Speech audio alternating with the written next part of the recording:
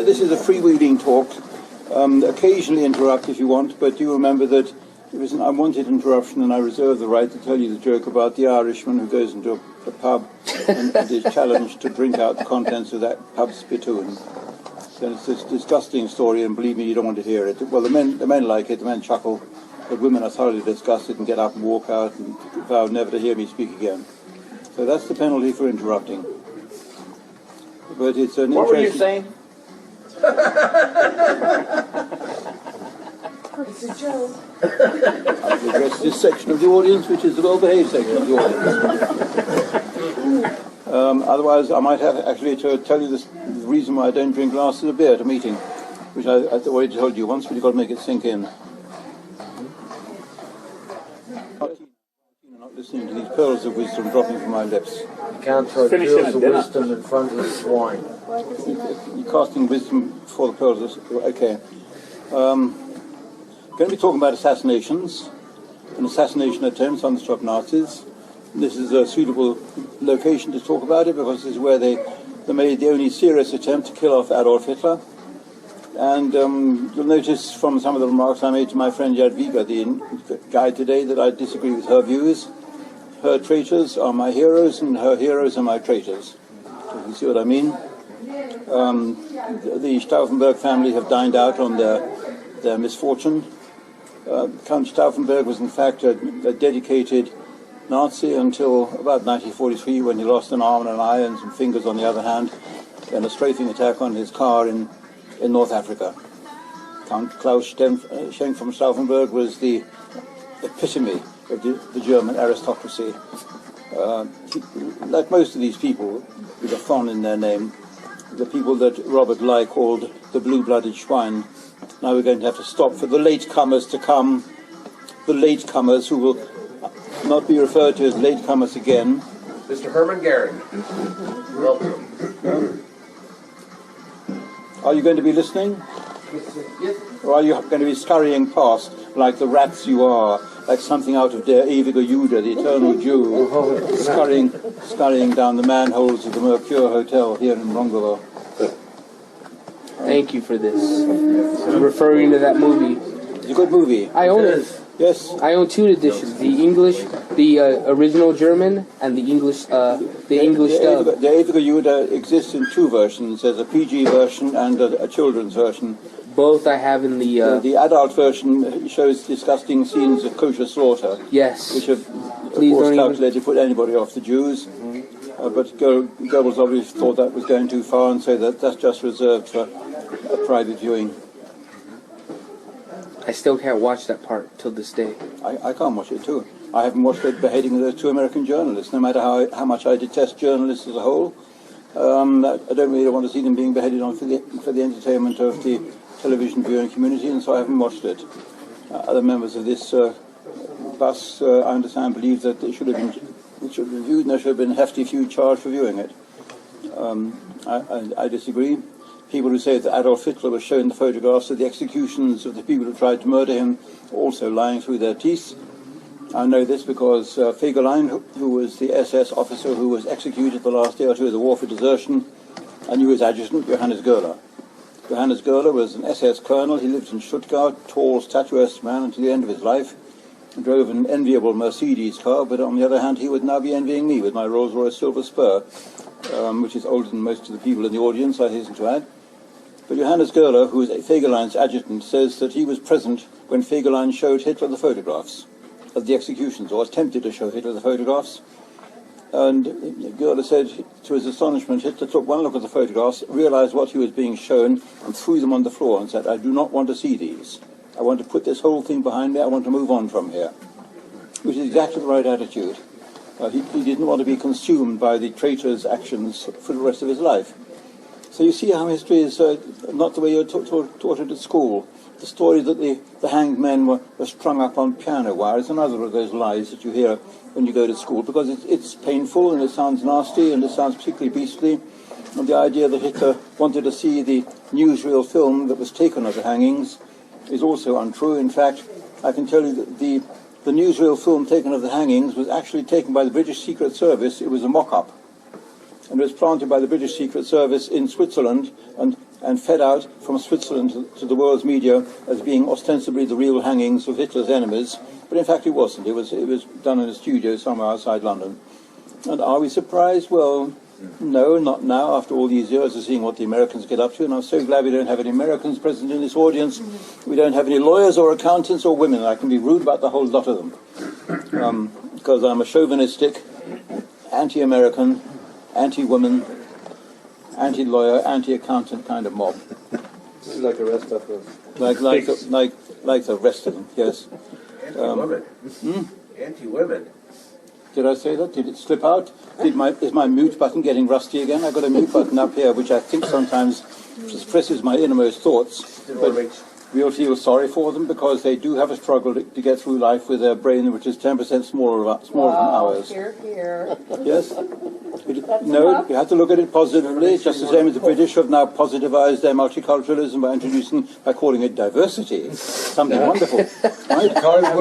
So you have to look positively on the fact that the female brain is 10% smaller than the male brain by saying the female brain is a marvel of miniaturization. Everything can be made to sound good if you try hard, and if you're a skilled journalist. So although I say that some journalists deserve to be decapitated in the sands of the Middle East, not all of them. Some of them are good. And that's a bit difficult because there's not much difference in a journalist and a historian. They go around interviewing people and finding out what happened and why. And that actually is the job of a historian, to go around interviewing people and finding out what happened and why.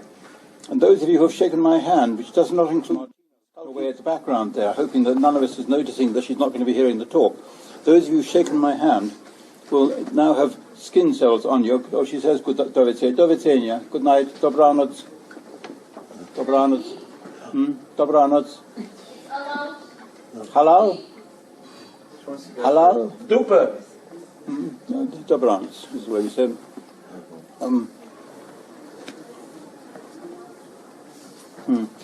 Those of you who've shaken my hand, of course, now walked away with several skin cells off my hands, which have shaken the hands of more hands that shook Adolf Hitler's hand than most people in the whole of Moldova. So you've got to bear that in mind. I know the audience will now be divided between those who think, oh, you mean to say that I got some of them on my hand, kind of 20th or 30th degree by transfer? Some of you want, on the other hand, like the CSI people, to bag your hands in plastic and preserve the precious skin cells. So we'll find out in the course of today's talk which is which. We'll separate the men from the mice. Rather the same as we noticed that the ones who went to the top of the roof today, climbing up those rusty metal rungs, separated the elderly gents like us, and the young, foolish, reckless ones who deserved every rung that snapped under their feet, if I may say so gently. Several people wished ill of Adolf Hitler in his lifetime, and normally when people wish ill of other people, they leave it at that. But the more prominent you are, the more successful you are, the more vociferous and virile this hatred becomes. It turns from being just a feeling of unpleasantness about, I don't like Tony Blair, or I don't like George W., or these other things. I can say now, of course, I'm in a free country, I'm in Poland. I couldn't say it in the United States anymore. It then gradually become less than just an unpleasant feeling towards these people. There's a determination to do something. And it's difficult. There was this Swiss waiter, right about 1937, if you read Hitler's Table, no, it's not in Hitler's Table Talk, it's in a version of Hitler's Table Talk that was written by one of Rosenberg's staff, a man called Werner Kuppen, who I knew. He was Rosenberg's adjutant, and he also sat at Hitler's dinner table writing down records of what Hitler wrote. I used those records in my book on Hitler's War, right? And he records one conversation in 1941 where Hitler is glowing in the belief that victory will soon be in his grasp, reminiscing about the bad old times when people were trying to kill him. And he remembers this Swiss waiter. I've got his name. I've been trying all evening to remember his name. It's Maurice Bavaud, B-A-V-A-U-D. Maurice Bavaud. He was a Swiss waiter who in 1937 tried to kill Adolf Hitler. Not easily done. Not just because of the Leibstandard, not just because of men like Rattenhuber, who ran the Führer's personal command, but because generally Hitler was widely loved. People forget that. You can't kill a dictator whom the whole people likes. His protection is the love of the German people. And so Adolf Hitler was living in this inspired life, protected by the love of the German people, which didn't stop this Swiss waiter from disliking him and deciding to do something about it. And he bought a gun, 1937, 1938, 1938, November the 8th, 1938, he stood at that one point in Munich where the procession narrows as it goes through this narrow arch. I think it's the Sendlinger Tor or something like that, the Sendling Gate. And it goes through this narrow arch, and Hitler himself said that would be the ideal place for any assassin to stand and kill him. And the procession marches through that gate, and the assassin, Bavot, had equipped himself with a press pass so he could get into a prominent seat in the front ranks of the public gallery, the public standing on the sidewalks, took the pistol out of his pocket. Nobody noticed he'd taken the pistol out of his pocket, and the front rank marches through the gate, and there's Adolf Hitler surrounded by his trusty veterans of the famous failed putsch of 1923. This is the anniversary. And as the Fuhrer comes into sight, a forest of hands goes up. And Bavot can't get his aim. He can't find the Fuhrer anymore. His view is blocked. He can't get a clear shot at him. So rather embarrassed, he puts the gun back in his pocket and slinks away. Hitler relates that in 1941, this narrow squeak he had, as an example of how he was protected by Providence. And in a degree he was. And he then says that this guy, this Swiss waiter, he then went back and had another shot. He said every day in those days he would go down the hillside of the Berghof to a footpath where the local populace would walk past just to see Adolf Hitler, and they would file past him just a few feet away. And their mothers would walk past carrying their infant babies in their arms. And you'll see this. Sometimes a mother will then hold out the baby to the beloved politician, the beloved statesman, the beloved statesman to speak up and kiss on my cheek or whatever it is. And they would do that to Hitler too, because in those days, 1937, he was a widely popular statesman. And Maurice Bavot managed to get a pass. He went up to the mountainside in his pocket. He had a letter addressed to the Fuhrer. That rather gives him away, because that was a typical Israeli or Jewish in those days trick. In order to get close to the Fuhrer or close to your target, you would pretend to hand him a letter addressed to him. And that would get you through the line. So Bavot had a letter addressed to the Fuhrer in his pocket. And in his other pocket he had a gun, a loaded gun, and he stood just a few feet away from the path where the Fuhrer was expected to come, but no, that day Hitler decided to go back to Berlin. So he missed. And poor Bavot, he finally gave up. His money had run out. He decided to go back. Unverrichtete Dings, as the Germans say. Unverrichtete Dings means his job not having been successfully completed. All in one word.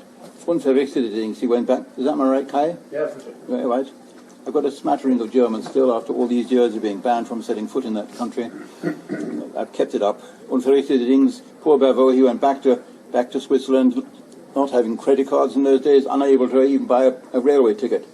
He got on the train, took the train back to the Swiss border, hoping not to be spotted, but he was out of luck. The railway police were on the train, found him there on the train without a gun, without a ticket, took him to the police station, the next railway station, where he was searched by the police Gestapo. In his pocket they found the blank letter addressed to the Fuhrer with nothing in it, and in the other pocket a gun which was even more difficult to explain away, with a loaded. And he was arrested and put on trial a couple of years later and shortened by one head, if I can put it gently like that. I put it more gently than the blade does at Kreutzensee. But he suffered the deserved fate as a failed assassin. His name was Maurice Bavot, and my friend Rolf Hochhuth, the German playwright, liberal German playwright, actually then wrote a whole play based on the story which is found in my book. The story of poor Maurice Bavot, who of course now becomes a hero of the post-war anti-Hitler resistance. But in fact, no, he was just a muddled hothead who didn't like Adolf Hitler and decided to get rid of him. And that was the first of very many attempts to get rid of Adolf Hitler. And I must say that somewhere down deep inside me, I've got to respect them, because these guys very nearly pulled it off what the whole German General Staff failed to do in 1944, with all their means and methods and all their access to secret weapons and sabotage implements and explosives and time fuses. They all failed, but these guys nearly did it. The next guy who nearly did it was, thank you for coming back, George Elser.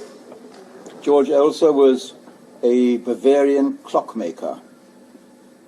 Again, one of my heroes, a little Einzelgänger, a man all on his own, deciding, I don't like that guy with his silly moustache and his silly crinkly boots and his silly postman's hat. Hitler said to Eva Braun, I know the whole public hates my silly boots, my silly moustache, my silly crinkly hat, my silly postman's hat. my toothbrush moustache. He said that he was around. He said, but I'm not going to get rid of them. They even send me fresh boots and they send me new hats to wear. But no, those are my trademarks. He said that he was around. He said, those are my trademarks and I've got to keep them. So he continued to wear these and he continued to annoy people.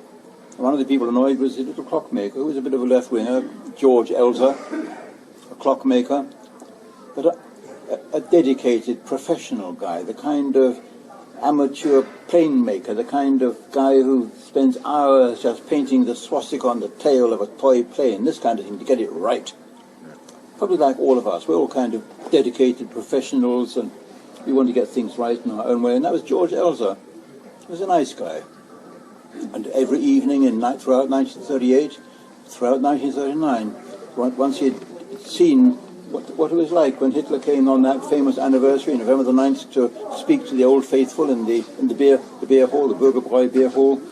He saw Hitler always stood by the column, and he went to the column one evening and knocked on it, and it was hollow. George Elser. So he realized, if I can take that panel off the column, there'll be space behind it, enough to put in 3 or 4 kilograms of high explosive, and I can get rid of this man with his silly hat and his silly boots and his silly postman's moustache just like that, and Germany can be on the path of decency again and become respected and much loved among all the nations of this world.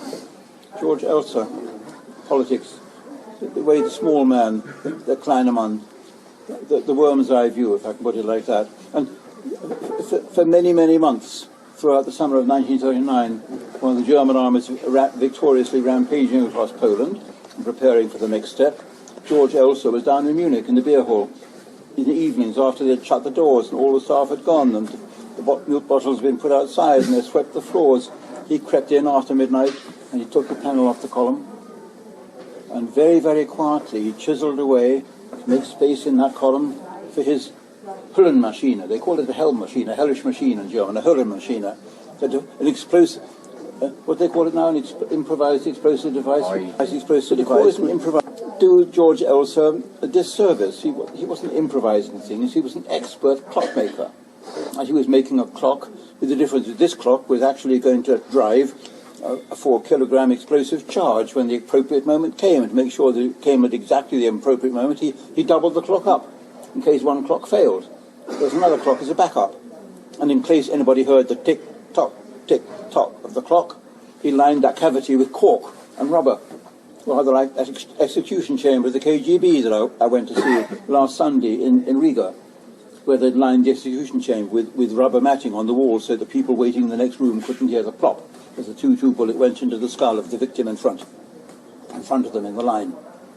George Elser did that with his little explosive device. He lined the cavity with cork and rubber and fitted this machine exactly into it, set the clock right, set it to go off exactly 10 minutes after Adolf Hitler began speaking, standing right next to that column on November the 9th, 1939.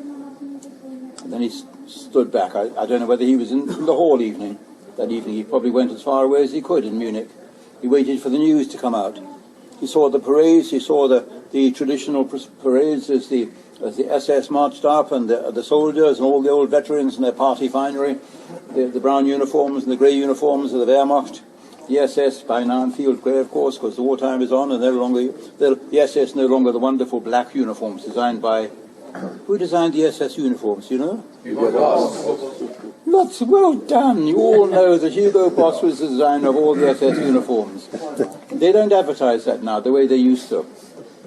And until the end of the war, Hugo Boss put in all their newspaper advertising proudly, we are the main manufacturers of SS, SA, NSD, AP, and other party uniforms. That's kind of lost its draw now, lost its attraction. But no, during the war years, the SS wore field grey like the rest of the soldiers. So that uniform is filled with field grey and brown party uniforms, and Adolf Hitler delivers his speech. And after a while, Julius Schaub, Hitler's faithful ex-pharmacist, trusty devotee, his chief adjutant, his chief personal adjutant. He's always there in the photographs, this kind of droopy-faced man standing behind Hitler. That's Julius Schaub, SS general by then, totally meaningless rank. Begins tapping Hitler on the shoulder, slipping bits of paper to him. The equivalent of a TV producer in the background going 3, 2, 1. He's telling him that it's time to wind up, mein Führer. Because we've got to get back to Berlin by train tonight. We can't fly. The weather won't allow the plane to fly. There's no possibly taking off. You've got to go by the regular Munich to Berlin train service. Your Führer's special coach will be attached to the back of the train, and the train leaves at exactly whatever it was, 9:23 or something like that. So allowing 10 minutes for the Führer to get to Munich's railway station, Julius Schauer begins slipping bits of paper to Adolf Hitler and telling him it's time to wind up his talk. And exactly on the dot, Julius Schauer says, right, cut, and Hitler puts down his papers, puts down his spectacles, and solemnly marches out of the beer hall to the railway station at Munich. Marches out to the railway station, Munich's central railway station, a few miles away. The train pulls out with Hitler on board, and before they reach Nuremberg station, the next station down the line, messages begin to come in by radio that something odd has happened behind him. In Munich, Nuremberg railway station, the police president of Munich, Benno Martin, an SS officer, comes rushing on board. The local Gauleiter joins him. 3 or 4 party people, terribly important, tell the Führer that something terrible has happened. There's been a tragedy in Munich. No few minutes after Hitler had left the beer hall, this bomb had exploded with colossal force, bringing the ceiling down, bringing the pillar down, killing 12 members of the public in the beer hall and killing members of the staff, the waitresses. But Hitler had survived. And of course, the inquiries began. You see a photograph of Himmler in a restaurant in Munich the following day with the chief of the Gestapo, Heinrich Müller, and with Heydrich, the chief of the Reichssicherheitshauptamt. And who else was there? Werner Best was with him too. The 4 of them sitting around the table discussing how to catch the killer. The belief was that it must be the British. This is a British attempt to kill Adolf Hitler. And for a while Hitler hoped that the British would be found to be guilty. But already George Elser was in captivity. He had taken a train back to the Swiss frontier, tried to get over the border into Switzerland to freedom. And before the train could cross the border, he had been picked off the train by the Gestapo. And the Gestapo in the frontier station had heard rumours of an incident in Munich, so they picked him off the train because there was something strange about him. George Elser was already in captivity by midnight that night. I read his interrogation. He was interrogated in great detail by the Gestapo. A friend of mine, the chief archivist at the Munich Institute of Contemporary History, Dr. Anton Hoch, he told me the whole story of that particular case. He was the chief archivist, a good friend of mine in the good old days when I was a respected, revered new historian, the young newcomer, the maverick.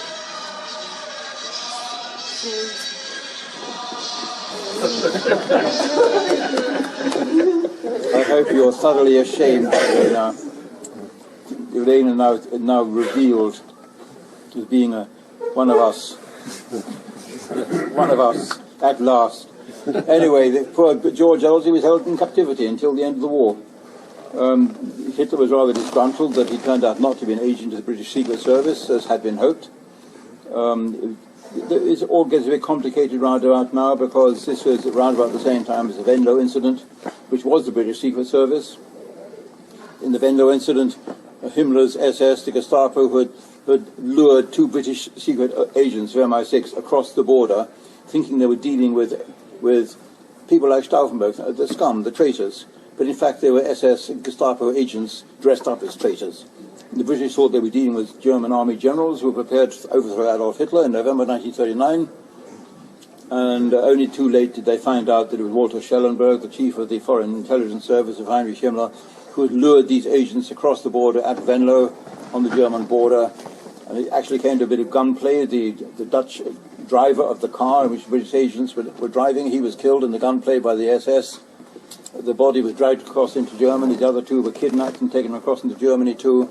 And the fact that it was the Dutch border was particularly convenient because that showed that Holland was no longer neutral. Holland was allowing the British Secret Service to operate from Dutch soil. So that played an important part. And Adolf Hitler hoped that it would turn out that George Elser was part of the same gang. They all ended up in Dachau concentration camp.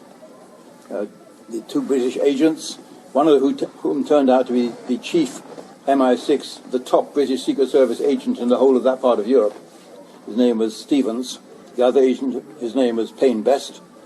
They went to the Dachau concentration camp, constantly cavilling and snarling at each other. And there they met George Elser, who was by now also languishing in the concentration camp. He hadn't been put on trial yet. Hitler decided to put Elser on trial when the war was over.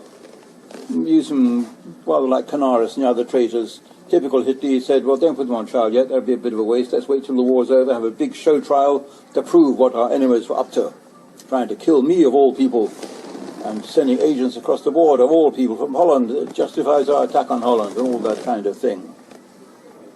Incidentally, I found the British agent Stevens, I found his papers in the Hoover Library in California. He wrote memoirs. And then from New Zealand, do you know? A New Zealander wrote to me saying, "Hi David, I've got something here which will probably amuse you." Is that a good imitation? No, that's Australian. I'm sorry, I can only do Strine. I can't do New Zealand. But if I speak Australian, imagine that I'm actually speaking New Zealand. I suppose New Zealand would be kind of like Australian with the voice going down at the end of the sentence, not going up. I got it, right? Right. And he wrote to me saying he got Payne's best papers also, and he sent them to me, and I've copied them, and I'll be using them in the hymnal book. But poor old George Elser, he was held on ice until the war was over, or approaching the end. And then on April the 8th, 1945, he was terminated with extreme prejudice. There was a little special court set up in Flossenburg to try Admiral Canaris and Dognani and the other traitors to provide the legal basis for hanging them, which they were then executed straight away. Incidentally, we've always known that trial of Canaris and Dognani was a bit of a setup. The SS guy who was sent down to kind of run the drumhead court-martial where they were sentenced to death was a man called Huppenkoten. He had his orders from Berlin, we now know, thanks to a British dedicated team of codebreakers. I'm not talking about the wartime Bletchley Park codebreakers, I'm talking about the post-war amateur Enigma codebreakers. The Germans always thought the Enigma code could not be broken. It had so many combinations and permutations that it would take millions of years for even a small team well-equipped to break one message from the Enigma code and get the key. But there's a team, if you go online you can find them. This team of British amateurs, that's what you find online. These wonderful British amateurs, and these amateurs are always the enemy of organised military machines, because organised military machines don't like amateurs. The Germans banned ham radio operator. You know what a ham radio operator is? An amateur who likes making radios and experimenting, a ham operator. And in Germany that was forbidden. In England it was encouraged, with the result that we had far better radio equipment, and they used the ones who then devised radar and centimetric radar and all the rest of it, the hams, because they were kind of one step ahead. And here are these amateur code breakers who set up an amateur Enigma code breaking team without computers, breaking Enigma code messages, the unsolved ones. This big backlog of unsolved Enigma messages using traditional methods of mathematics and so on, until you could break the code and get a line, and with that line you can then get more lines and get whole paragraphs and finally crack the whole code. I mention that because among the ones they've cracked, which are on the internet, are the actual orders from Berlin to Huppenkoten before April the 8th, 1945, ordering him to arrange for the execution of Canaris and Dognani and George Elser, who's referred to by a code name, I forget what it is. I think it's the clockmaker, something like that. They were hoping to keep him alive, but no, they decided that he should suffer the extreme penalty. But these messages also contain the rather sinister provision that some of these cases, the execution is to be concealed, and you are to wait until there's next big heavy air raid on Munich or in the neighbourhood of the concentration camp where these men are being held, and then you can say that they've unfortunately been the victims of an American or British air raid on the concentration camp in Dachau or in Buchenwald outside Weimar. So I've now had to rethink quite a few things. We've always been told until now that Ernst Thälmann, the Communist Party chief, pre-war, who was held in the Buchenwald camp, we've always been told that he was killed in the American air raid on Weimar, along with Princess Mafalda, the daughter of the King of Italy, who was another traitor.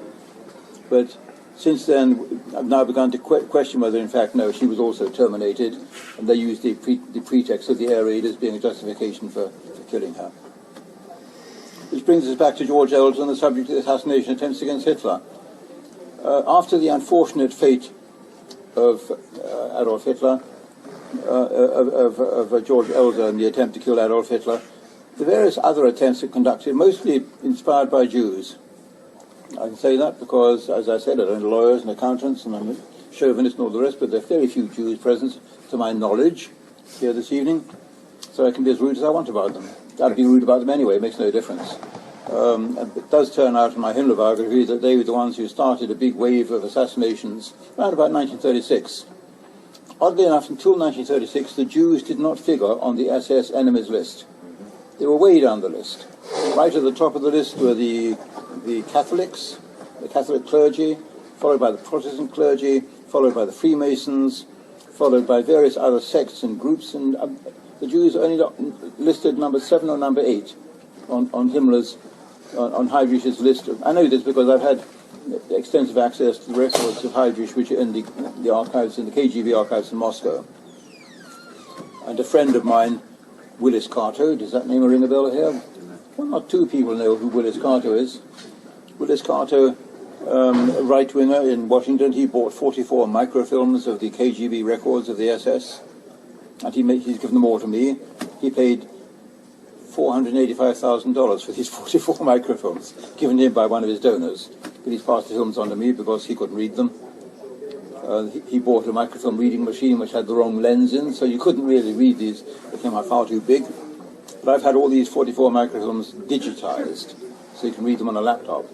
And there you find wonderful things about Reinhard Heydrich and the Reichssicherheitshauptamt. The Reichssicherheitshauptamt, I can translate for you, is the Homeland Security Agency. Reichssicherheitshauptamt, Homeland Security Agency. It's the Reich Security Agency. Completely different from your security agency in this country, the United States, of course, rather. The American Homeland Security Agency is able to open letters without permission and able to wiretap people's telephones without permission and do all these things, and to arrest without a warrant is unthinkable. Heydrich's body could do that, but it would be unthinkable in the United States, wouldn't it? But they uncovered a number of assassination plots that were running, and the people were taken away quietly and got rid of. It does turn out that most of them were being organized by the international Jewish community, beginning with Wilhelm Gustloff, of course. Wilhelm Gustloff was terminated in January 1936. I mentioned this in the Himmler book. Poor old Wilhelm Gustloff, he later became famous for a totally different reason. Not the fact that he was one of the first Jewish victims of an assassination attempt, a plot. He was shot down in the streets of Switzerland, of Davos in Switzerland. And the actual assassin who had shot him down, his name was David Frankfurter, a young deranged Jew. You notice these assassins are always then described as being deranged Jews. They weren't deranged, they had been hired for the job and had the misfortune of being caught. David Frankfurter was put on trial, and to the astonishment and annoyance of the Jewish world and the American world, he was sentenced to 15 years in prison by the Swiss. The Americans intervened because they immediately claimed David Frankfurter as one of their own. They decided that he had American citizenship. The family somehow managed to beef up a claim for David Frankfurter, although he'd never set foot in the United States in his life. They decided that he was an American citizen, and so they made an American clamor about it. Rather the opposite of the case of Daniel Pearl. Daniel Pearl was the first unfortunate journalist to be terminated. Remember his case about 5 years ago? He was beheaded on television in Pakistan by the same gang who are doing it now. And this is rather strange, because on that occasion he was described in the world's press as being the American journalist working for the Wall Street Journal, Daniel Pearl. And there he is being displayed on television and now being decapitated on television. And eventually his parents, who both lived in Israel, complained furiously to the Israeli government because the Israeli editors alone had broken the agreement that had been reached with the American editors, that the fact should not be revealed in the press that Daniel Pearl was not an American citizen. In fact, he was an Israeli citizen. And the American editors had agreed with the parents of the unfortunate journalist never to reveal the fact that he wasn't an American but that he was an Israeli, because that might put their son in danger. And I think to myself, I don't care what happened to him. I don't care about this policy of beheading journalists, but I do care about American editors agreeing to keep secret things that are requested of them. And you wonder what else is being kept secret from us by American, no doubt British and European editors too. So I think that this second American journalist who was beheaded in the middle of last week, we were over here so we don't hear about it, but it was in the Wall Street Journal, I think, last week. a man called Sotlov, and I was suspected, well, a name like that sounds to me like he's an Israeli. Why aren't we being told that he's an Israeli? Then I remembered the case of Daniel Pearl. A lot of these journalists who are being beheaded appear to be Israelis, not Americans. May not be journalists, for all we know. They may have actually been CIA agents. There may have been a reason why they're being beheaded and sentenced to death. I don't want to do them an ill service. But the Frankfurter case was one that came to mind. Poor old Wilhelm Gustloff was shot down by David Frankfurter, shot to death. The world jeers at Wilhelm Gustloff, saying that he was a top-ranking Nazi official in Switzerland. Therefore, he deserved to die.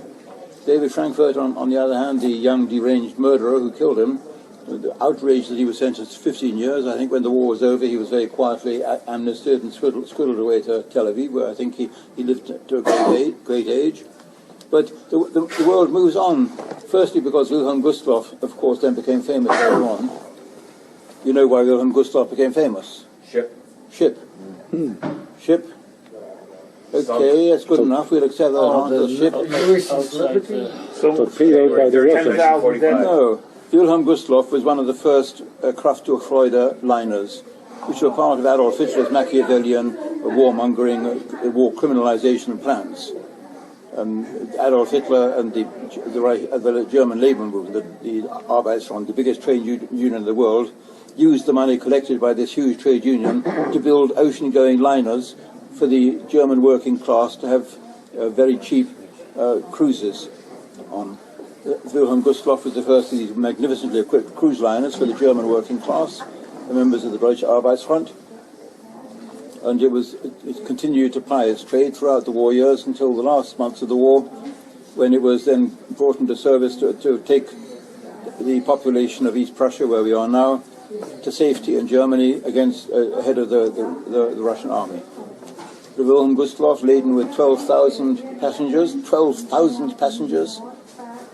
set sail from a port on the Baltic Sea, heading for Germany, where it was torpedoed in the Baltic Sea by a Soviet submarine, and 11,000 passengers drowned. You don't hear much about that event. It was called the Wilhelm Gustloff. It suffered this terrible end. 11,000 passengers were drowned, although the ship was clearly marked as being a refugee ship. And it was one of the biggest atrocities, I suppose, of the Second World War. Far greater than the Titanic, far greater than any other loss, until, unfortunately, a few months later, in the Bay of Lubeck, 3 more ocean-going liners, the Cap Arcona, the Deutschland, and a third ship carrying together about 15,000 passengers, were attacked by one Canadian Air Force tactical bomber, a twin-engine bomber. 3 bombs sunk all 3 ships, drowning all the passengers, including a large number of concentration camp prisoners. And for weeks afterwards, the bodies drifted ashore at Lubeck. There's a monument on the beach at Travemünde to the victims of the Cap Arcona and the Deutschland and the other ship. But the monument says that they were all victims of Adolf Hitler and the Nazis. It covers up the fact that, in fact, they had been illegally sunk by attack by this Canadian Air Force plane. History gets twisted. But I'm diverting from the subject of the assassination, which in 1938 became quite acute when, round about November the 7th, 1938, roughly the same time that Swiss waiter was raising his gun in the streets of Munich trying to kill Adolf Hitler, and the forest of hands saluting the Führer blocked his view, blocked his aim. Roughly the same time as that. A Jewish deranged youth called Herschel Greenspan, spelt the same way as the former head of the Federal Reserve in the United States. He may be a relative. Herschel Greenspan walked into the German embassy in Paris, asked to speak to the German ambassador, whose name was Welzek. He was going out for a walk. So they ushered him into the office of the first secretary instead. His name was Ernst von Rath, a handsome young man. And Herschel opened his expensive raincoat, fished a revolver out of his pocket and fired 6 bullets at point-blank range into Ernst von Rath. Only 3 actually hit the unfortunate man. He lingered on for 3 days and he died on the morning of November the 9th, 1938 in hospital of his wounds, not having recovered consciousness. And that was what triggered the Night of Broken Glass. You don't often read about Herschel Greenspan in the press, except in the specialist Jewish press.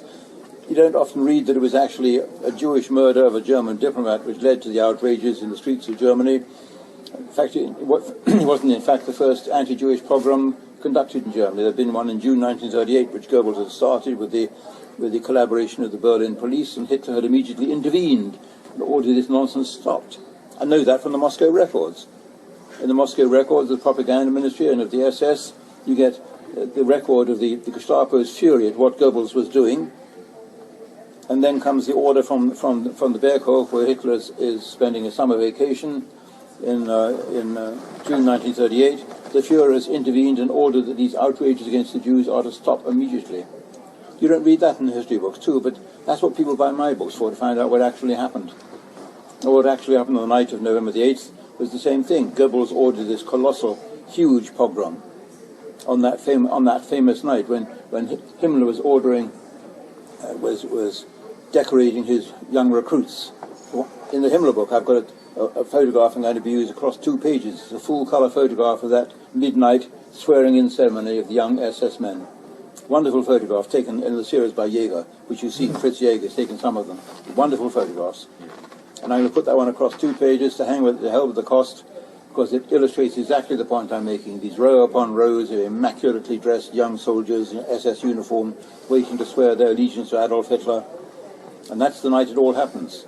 Karl Wolff, Himmler's chief of staff himself, told me. He said, that night we began to get word from Berlin. I was in the Hotel Vier Jahre site in the Four Seasons Hotel in Munich, sitting in the bar with Reinhard Heydrich, chief of the Gestapo. We got a message from Heinrich Müller, the Gestapo chief, who was running the show in Berlin. We got a telephone message from Heinrich Müller saying that there's pogroms breaking out suddenly all over Germany. Synagogues are being burned, Jews are being attacked, several have been killed already, thousands are being beaten up in the streets. And can we find out immediately what Hitler's position on this is? Obviously being very cautious. The Gestapo, the police don't want to take steps against this in case it's been ordered by Adolf Hitler. How to find out? Ask Himmler. Where's Himmler? Himmler is with Hitler at that moment. The two of them are about to go to the big public demonstration into the famous square in Munich to swear for the swearing-in ceremony. It's 11:30 at night. In 30 minutes, monsieur, as we're about to go, there's a knock at the door of Hitler's apartment in Prinz Regentenplatz. And Annie Winter, the housekeeper, goes to answer the door, and she hears the voice of Karl Wolff coming very agitated outside the door. Is the Reichsführer here? Is Himmler here? Jawohl, he's outside, he's inside just talking with the Führer. I must speak with him immediately, says Karl Wolff. Well, you better come in, and Himmler calls out, what is it then, Wolfchen, what is it? I know all this from all the participants who were there that moment. And Himmler says, come on in. And Himmler goes in, and he finds Hitler and Himmler in conversation, a friendly conversation, both in full uniform, in their magnificent ceremonial Hugo Boss uniform, waiting to go to the ceremony. And so in 15 minutes to go, and they've got to be at the square waiting for the ceremony. The guns to start firing, and the torch has already been lit. And there's this news coming from Berlin that something's happening all over Germany. And is the Führer aware of this, and what's his position? And Karl Wolff says to Himmler, Herr Reichsführer, we're getting reports from all over Germany of fires and synagogues being burned and Jews being killed and attacked in the streets. Is this the Führer's wish? And Himmler turns to Hitler. Hitler says, this is extraordinary, what's going on? And find out, he tells the adjutants, find out immediately. The word comes from the adjutants in the apartment below. I know this from the adjutants, they told me themselves. Von Below told me, the Luftwaffe adjutant, the naval adjutant, Admiral von Puttkammer told me. He said, we got a word from the hotel, the Four Seasons Hotel. You better come immediately and pick up your baggage. The synagogue next door is on fire from end to end. The hotel is endangered. You better come and pick up your baggage at once. We phoned upstairs to the Führer. Is he aware of this? And Hitler saying, what on earth is going on? Let's find out. This is a true story told me by the people concerned. Karl Wolff tells me that Himmler said, we better find out. And Karl Wolff says, Himmler turns to Hitler, and Hitler is wondering, and Himmler says, shall I send in the SS to stop these outrages? The obvious thing to do is send in the SS, call off the dog, call back the police. And he says that Hitler walked up and down for a few minutes, snapping his fingers. The thing he always did when he was trying to work out a difficult decision. He sent in the SS to call off the brown shirts in 1934, and now it's the same people doing the same trouble all over again. He can't take that risk. He can't risk pitting the SS against the brown shirts again. So Hitler finally says, keep my SS out of this. Keep my SS out. That's his exact words. And then he says, keep the police back too. Let's find out exactly what's going on first. Okay, Herm, let's go quickly. And they go to the Feldherrnhalle to begin the ceremony.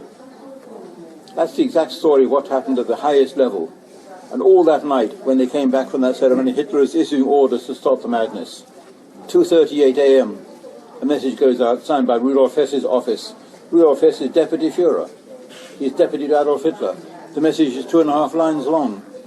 It goes to every Gauleiter in Germany, saying on orders from the very highest level, there are to be no kind of outrages or acts of violence or arson whatsoever against Jewish businesses or Jews under any circumstances. Now, if Rudolf Hess sends out a message saying this is an order from the very highest level, it's quite clear who's given that order. It's Adolf Hitler. Because Rudolf Hess is Deputy Führer. That assassination of the German diplomat has set fire to a powder keg. And everything then flows from that. The Jews wanted it because they're anxious to upset the whole of the status quo in Germany. You see, the SS and the Zionists had common cause. The SS wanted the Jews out, the Zionists wanted the Jews into Palestine. And so, not only unwittingly, but wittingly, they were plotting together. In fact, the SS sent Adolf Eichmann and a colleague to Palestine to negotiate with the Zionist leaders. And they don't like admitting that now either. There's lots of things that the Zionists don't like admitting ever happened. They want to see history in a clear-cut way, but history is never clear-cut. It's always kind of a grey area where the real things happen. And then we come to the final assassination attempt, if we skirt many others. During the war years, there were about a dozen assassination attempts against Adolf Hitler. In each case, the Gestapo, by tapping into the telephones and reading the mail, they were able to spot what was going on. You've got to remember that Germany was a police state, as every big country is a police state now. They have the rights to listen to your telephone conversations, they read your emails, they read your mail, they read whatever they want to find out what's happening. They pick up all your international mail. They're not just reading your mail in the United States or in Poland or in Britain. They read everything around the periphery as well. They're constantly listening. In America, the NSA, in Britain, the GCHQ, all these huge, expensive listening posts, recording everything, looking for keywords now, automatically done. You can really upset people by talking about bombs in a telephone conversation or imaginary code words. Don't do it because it just causes you trouble. You'll get into a thick dossier somewhere.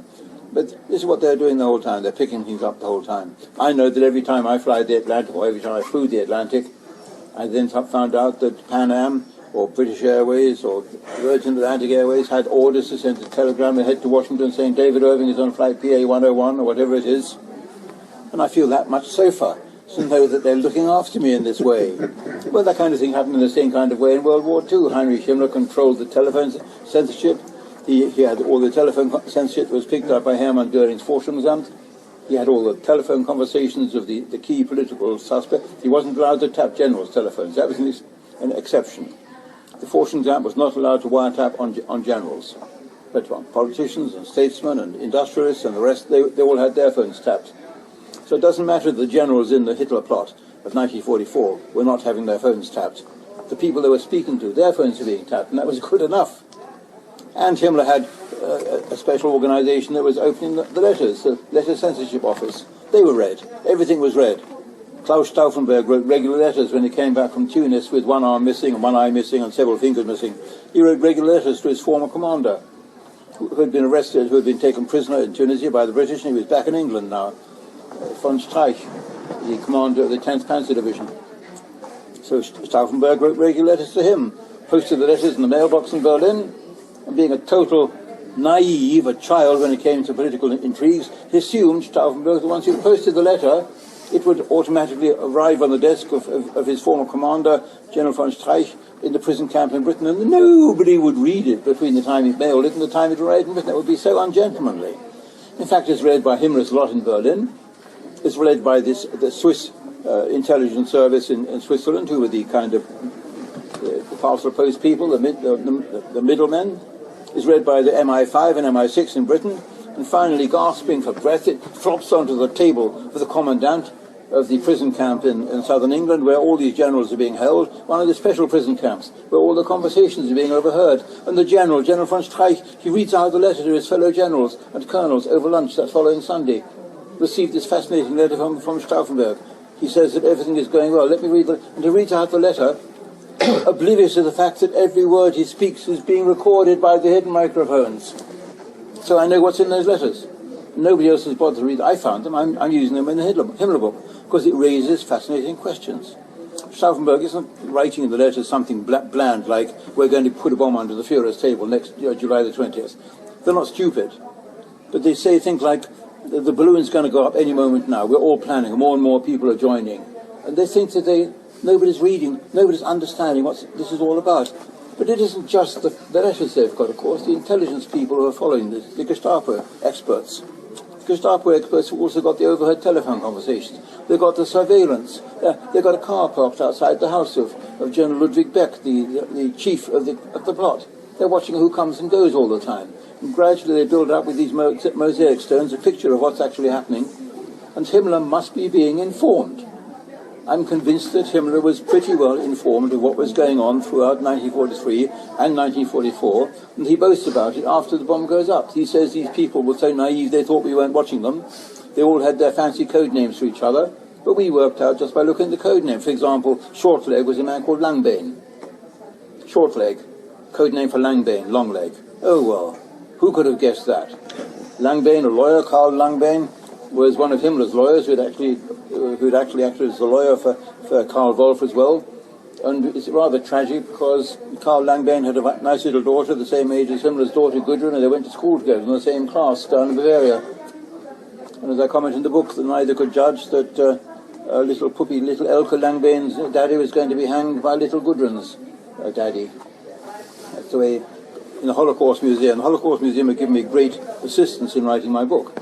I say that in their favour. They've given me complete access to all their files, and there's all the Gudrun Himmler papers, her little albums that she kept as a school child. Children do this kind of thing. They keep albums with pressed flowers and pictures, and there's an invitation from little Elke Langbane to please come to my birthday party, written in beautiful Gothic script, copperplate script. And I said to the archivist, I said, you know who Elke Langbane was? No. I said, well, this is Elke Langbane. It's in old German handwriting too, so they may not read it. I say Elke Langbane was the daughter of Karl Langbane. Karl Langbane was one of the traitors who was hanged on August the 8th, he was hanged in October 1944, together with two others that day. And I go into some detail in the Langbane case, because Langbane is a very interesting case.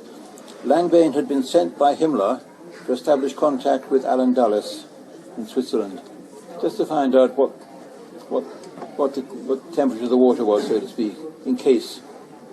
And Langbane had come back with a bland report about whether the Americans are quite interested in dealing with us.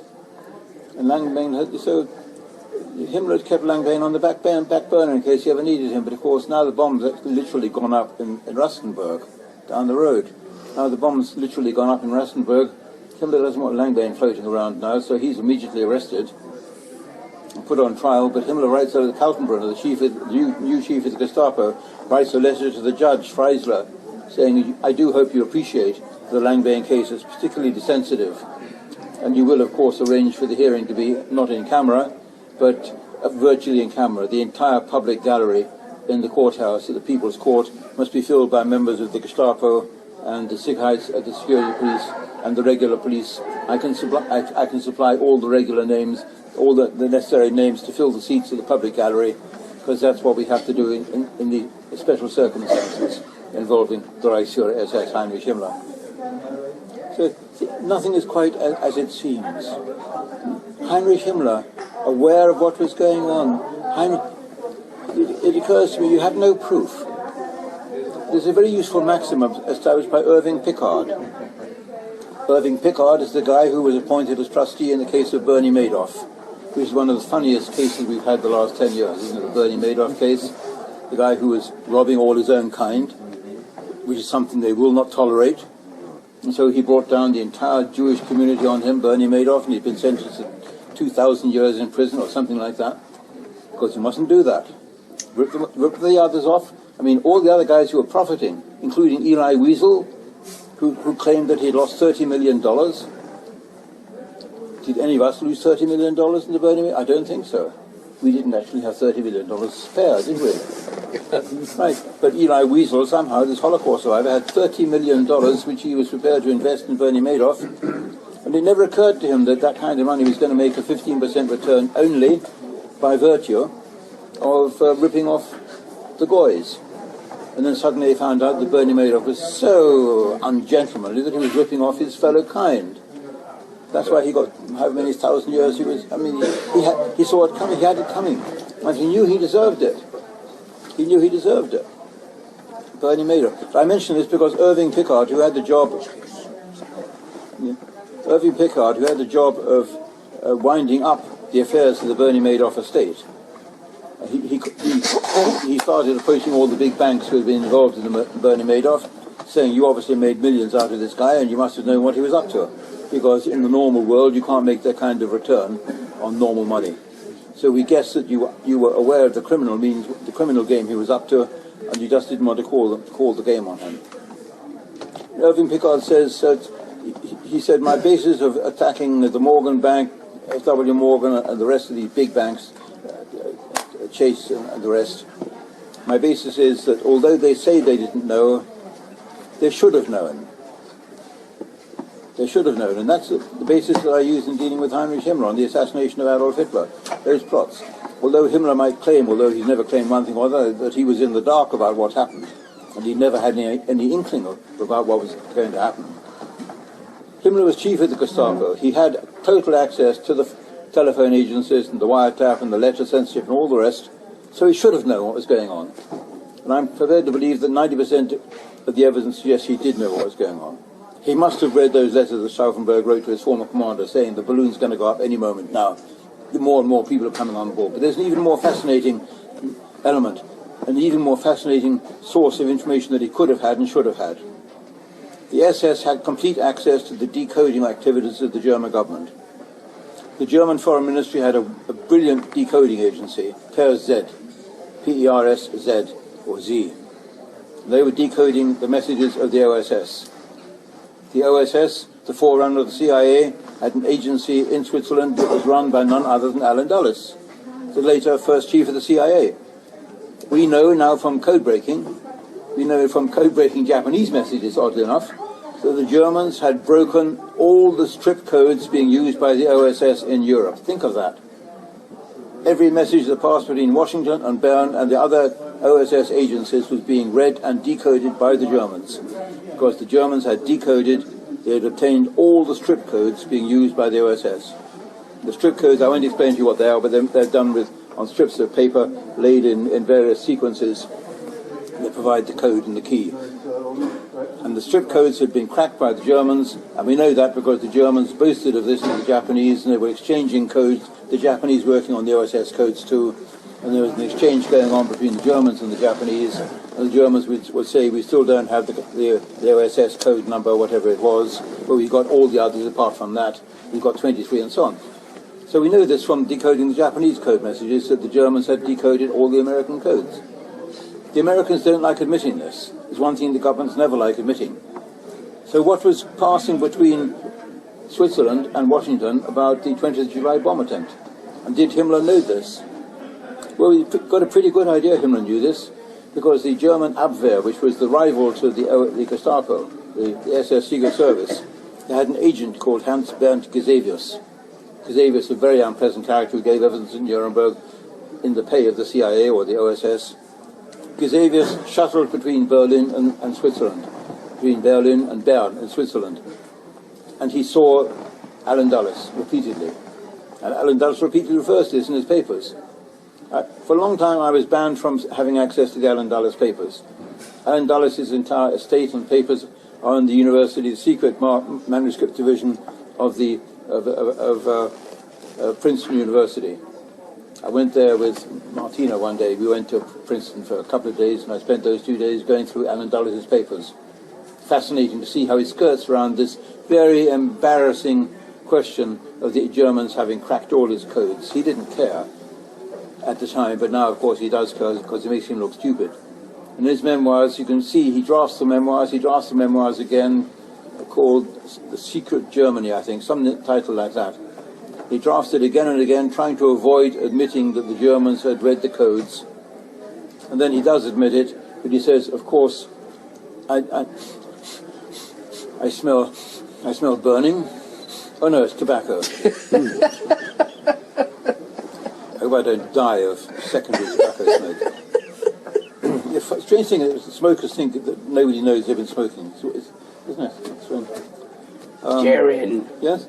I mean, can we hold him up to public hatred and contempt and contumely?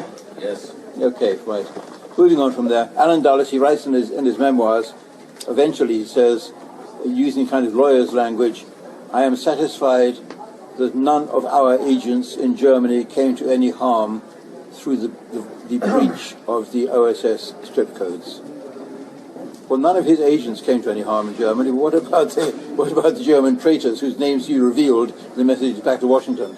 Every time Hans-Bernd Casavius came to Switzerland, every time Alan Dulles reports back to Washington saying, well, my agent has visited and has reported to me on fresh names have joined the conspiracy to overthrow Adolf Hitler. They now have General Fromm, they now have General Witzleben, they've got the trade unionist, Leuschner. All the names are in his telegrams back to Washington. Right up to July the 17th, 1944, he's giving all the names. And now afterward he writes, I'm satisfied that none of my agents came to any harm because of this breach of the code messages. No, but these unfortunate gentlemen came to extreme harm, very painful harm, after the bomb attempt went wrong. One by one they were picked up.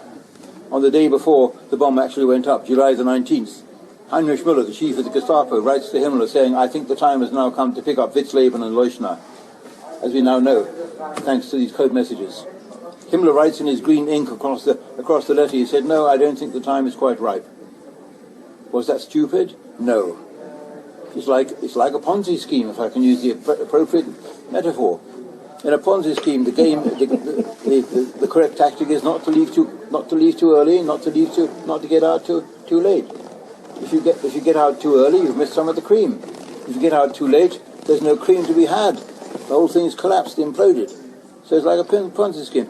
If you're following a conspiracy and you've got your agents watching every move of the traitors, you know that the balloon's going to go up any day now. If you move too soon, you may miss some of the traitors, perhaps the one actually carrying the lethal weapon. Move too late, and you may be too late. I mean, you feel a bit sorry for poor Heinrich Himmler. He moved too late, as it turned out. Rather like that chief of the CIA at the time of 9/11, whose name I forget, the one with the permanently open mouth. His mouth had a default position open. And he testified, and you know he's got a guilty conscience because of the way he's testifying.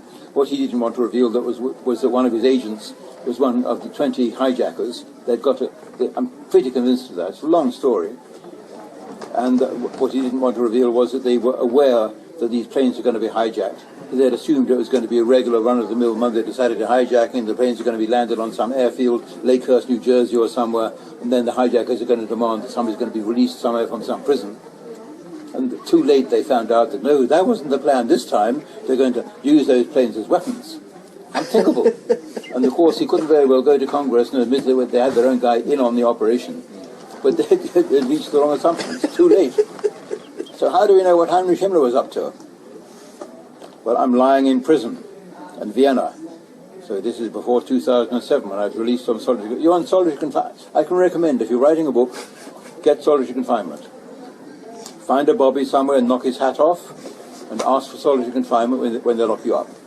And let them throw away the key, because it's 3 hot meals a day at the expense of the taxpayer. Bit of trouble getting paper, bit of trouble getting ink for the fountain pen, because you might, I mean, dare I say it, if you have ink, they think you're going to set up a tattooing business. I mean, how disgusting, how repulsive. Set up a tattooing business. I mean, who would think of that? I mean, where are the customers? Who wants to have their... I mean, not only that, the whole business model is fake. You go to the bank manager and say, I've got this idea, I'm going to set up a tattooing business. Okay, tell me more, Mr. Irving. Well, there's only one problem. I'm in solitary confinement in a cell, and all my customers are outside in the corridor, and there's this steel door between us. Oh, don't call us Mr. Irving, we'll call you, but don't be too optimistic. You're not... Okay, this is a bad idea. Prison, great idea for writing memoirs. great place for writing anything. And I'm lying in my bunk, with the other bunk empty above me, 3 o'clock one morning, and I suddenly realized what tells us what Himmler knew. Because you're lying, I say this, lying in this bed in the solitary confinement you've been there now for, 13, 15 months, and you gradually recovered your whole memory. So you think, for years I thought, I went to school, and for years I could memorize my entire first class list at school, alphabetically. The school was read out and you memorize it. And there you are, 60 years later, you can still memorize your first class list. Alison Andrews, Chester Cox, but it stops at the letter I. I can't get beyond my own name. Alison Andrews, Chester Cox, Dival, Eaton, Freeman, Gemmell, Green, Hodge, Hutt, Irving 1, Irving 2. That was my twin brother. He was Irving 2, or Irving 1. I forget. No, he would have been Irving 1 because he's 10 minutes older than me. But it stopped. And then suddenly I'm lying in my bed and the rest comes back to me. Irving 1, Irving 2, Johnson, Jones, Matthews, Morland, Padfield, Pinkerton, Rawlings, Sullivan, all of it comes back to you. You realize then the human memory is like an onion. You peel layers of skin, the outer brown, crusty, nasty, decaying layers of onion skin, which had the letters A to I, and underneath it is the glistening, fresh, onion-smelling layer of memory. I to Z, it's all there, I to Z for your benefit, right? And I'm lying there thinking, I spent the previous 2 weeks in solitary writing Margaret Himmler's diary, Mrs. Himmler's diary. I've got it, given to me by the Holocaust Museum. They've given me a complete DVD with the whole of her diary recorded in colour for me. I've got it. And I was spending every day reading that diary and trying to make head of it. I mean, it's a woman's diary, for God's sake. Woman's diary is, I mean, not that I'm sure, anyway, woman's diary. She doesn't write things in a kind of crisp, business-like, masculine kind of way, like January 13th, 7 a.m. But Heinrich Himmler, his diary is like that. When he was a child, the diary of Heinrich Himmler, from the age of 10, he writes his diary. Got up at 7 in the morning, had breakfast 8:15, went for a walk at 8:17, came back and wrote my homework. 11:32, began writing my diary. He's writing his diary, began writing my diary. It gets a bit circular. And people, the other historians who've read the Himmler diary, think, what kind of lunatic is this? Who writes that kind of thing in his diary? At age 10, a little boy in Germany writing a diary? Boys don't write diaries, for God's sake. Women write diaries. Little girls write diaries, usually with a lock on them, so mummy can't read what I'm writing. Right? And so the idea of a 10-year-old Heinrich Himmler writing a diary is in itself a bit odd, but here is his wife writing a diary in 1944, July 20th, 1944. She's writing retrospectively, and I've been trying to piece together, because she would write things like, well, 2 days after Easter we went, in this kind of thing. And I'm trying to work out when Easter was, and I'm trying to date the things she writes in her diary, because she would write it retrospectively. And sometime in August she writes about the events of July the 20th, 1944, when she says, the first I heard about what had happened in Rustenburg was when I arrived in Gmund that evening at my home, and I heard the terrible news. And I've missed the significance of that. But then, like Irving Pickard, I'm going over the records trying to find the culprits, and I realise I've missed it. It's staring me in the face. It's the first she heard about what happened. Himmler's own wife is when she arrives in Gmund in southern Germany, in Bavaria, Lake Tegernsee, where this lovely villa is based, which she bought in 1937. But her post was in Berlin. She was chief of the Military Red Cross in Berlin. She must have left Berlin and gone down to Gmund and arrived there that evening. The bomb had gone off at lunchtime, as we heard today from Jadwig at 12:42, I think she said. So at the time she left Berlin, the bomb still hadn't gone off. How had she left Berlin? She had left her post. She was a very conscientious officer of the Red Cross. Conclusion, in all probability, Heinrich Himmler had told his wife to get the hell out of Berlin in time, hours before the bomb went off. And I'm lying in my bed at 3 o'clock in the morning. Whoa, wait a minute, that's the proof. And then you go back and re-examine everything again. All the clues. And you say, oh, well, of course he would have had access to those letters that Stauffenberg was writing to his former commander in British captivity. He would undoubtedly have read the wiretaps on General Beck and the politicians and the trade unionists. All with these clues, he must have known. he must have, just as he did on June the 30th, 1934, the night of the Long Knives, he told his wife he ordered special police protection for his wife and children because of the danger that the SA would move against his wife and children. Now a very real danger that the traitors were planning to arrest not just the ministers in Berlin like himself, but their wives and family too, as indeed they were. And he did the obvious thing, get his wife and child to safety down in Bavaria, where the traitors couldn't get at her. So then you begin to realize that Himmler was in all probability aware that something was going to happen. Did he deliberately stand back and do nothing? Karl Wolff, he wrote in a newspaper article years ago, about in the 1950s, he said that he was Himmler that day. I'm not quite sure why, because Himmler had dismissed him from his position as liaison officer to Hitler, and Himmler had sent him down to Italy, where he was in charge of the police, but I suppose he might have come to Hitler's headquarters as part of the retinue of Mussolini, being part of the northern Italian game.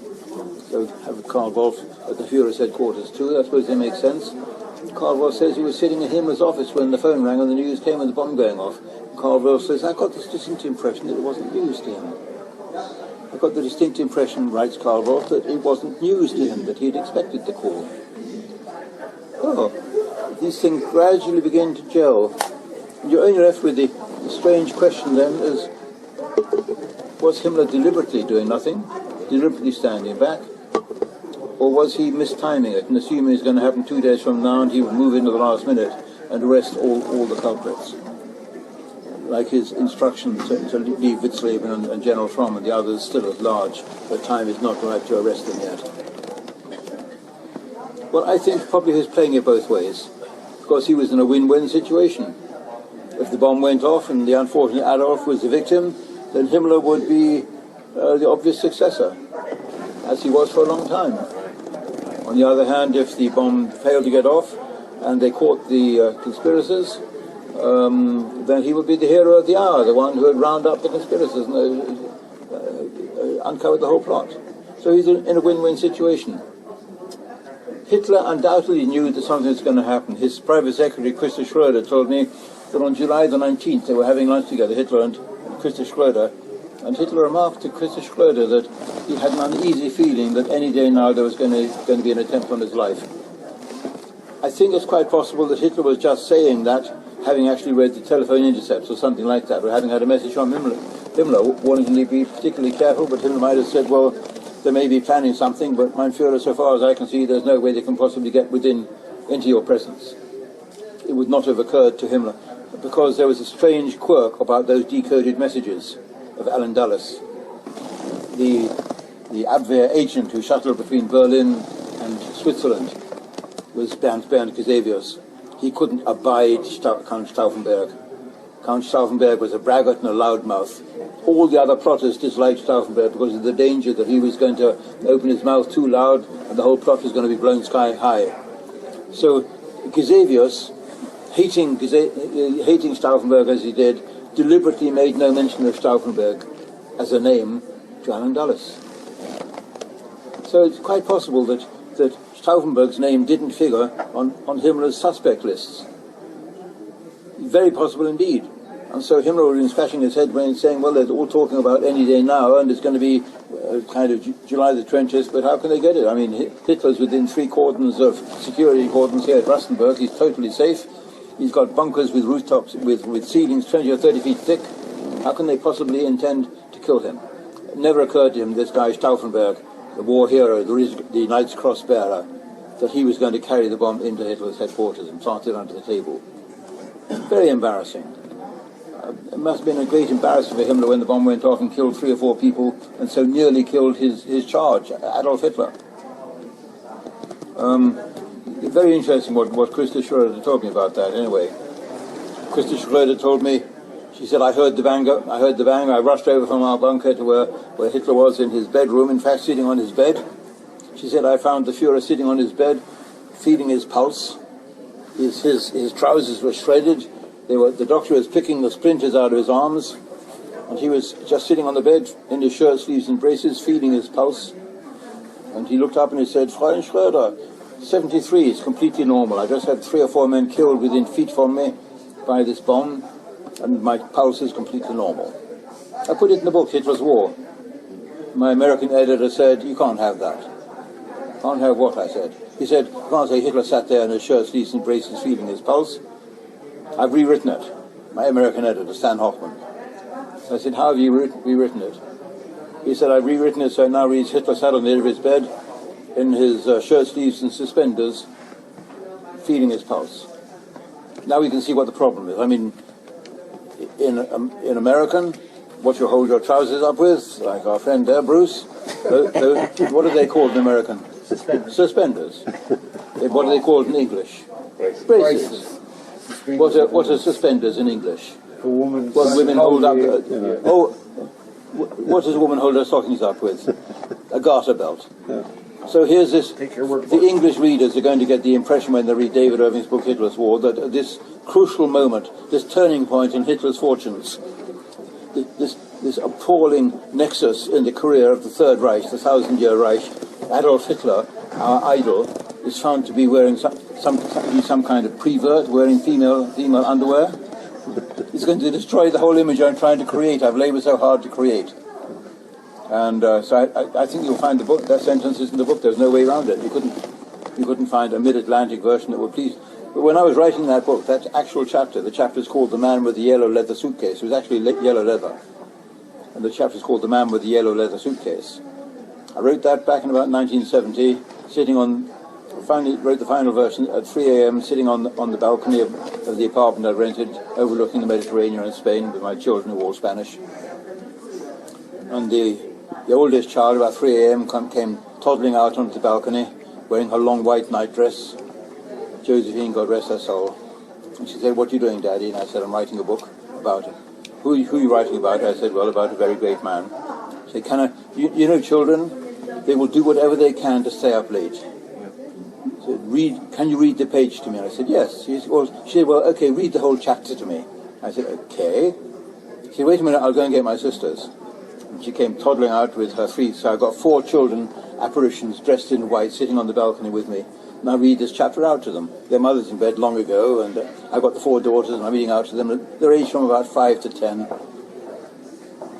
And I finished the whole chapter, and Josephine, God rest her soul, said, this man Stauffenberg, he appears to be a really nasty man, doesn't he, Daddy? I thought, you've got it right. This chapter is dead right. Even a 10-year-old could see that. So that really is the story of the attempted assassinations of Adolf Hitler. He, of course, saw it as a gift from Providence. He said, right at the time, he said, if God had wished to just get rid of him, he could have done it then and there. But obviously God had greater things in mind for him and was keeping him alive for that purpose. That was what his actual message to his survivors, his staff was. And of course they all saw it the same way. They could only take that as a sign from our Lord that he was on their side and not on the British side or the scoundrelly Americans, and that they wanted Adolf Hitler to complete his task. So it actually backfired. The doctor, Irving Giesing, who treated Hitler. Irving Giesing came from the hospital in what is now Gizioski, I think, that town, the one I mentioned, the one with the cafeteria, where I received the phone call from the owner of my house in London in 2007, telling me that he was going to have to end the lease because he'd come under pressure from his New York partners. I now found out that town was Lutzen. Lutzen was a German fortress, a fortress town. It was where the German military hospital was based. And that's where this doctor came from, Irving Giesing. I knew him. I decided to find him. He was one. I found all Hitler's doctors, the survivors. There were 12 doctors. I interviewed 5 of them. And reading all their interrogation reports, typical of me, I came across the interrogation of Irving Giesing, and I find that he's quoting Times the whole time. Well, on 11th of October 1944, the Fuhrer said to me, this kind of thing, which is a clue that there's a diary somewhere, and I always love diaries. I want to get them, the actual contemporary document. So I first of all contacted the American officer who had interrogated Giesing. His name was Dr. Cortez F. Enlow. And I tracked him down. He had an office at 1164 Connecticut Avenue in Washington, D.C. I went to see him. He said, oh, yes, I remember Giesing very clearly. He was the ENT specialist who treated Hitler's smashed eardrums after the bomb attempt on his life. A young army doctor, very impressive. Oh, yes, he had a diary. Right, let's find Giesing. I went back to Germany, searched through every telephone. This was the days before Google. You couldn't just type in Google, find Irving Giesing. The only way to find people was to go through every telephone book in the country. And in Germany, every telephone book was divided up, subdivided into towns and villages. But I tracked him down. He was living in Aachen, or near Aachen, on the western border. I mean, he might have been living behind the Iron Curtain. But now I tracked Irving Giesing down, Dr. Irving Giesing. He was living in Aachen. And I phoned him up.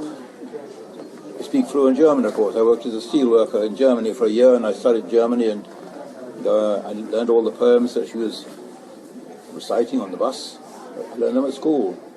My favorite possession was a big, illustrated gravure book of Schiller's Gedichte, Schiller's poems. So I phoned Irving Giesing in German. I said, "Guten Abend, Dr. Giesing. David, are you Dr. Giesing who treated Hitler after?" "Yes." I said, "Well, I'm David Irving. I'm a historian writing a biography of Adolf Hitler.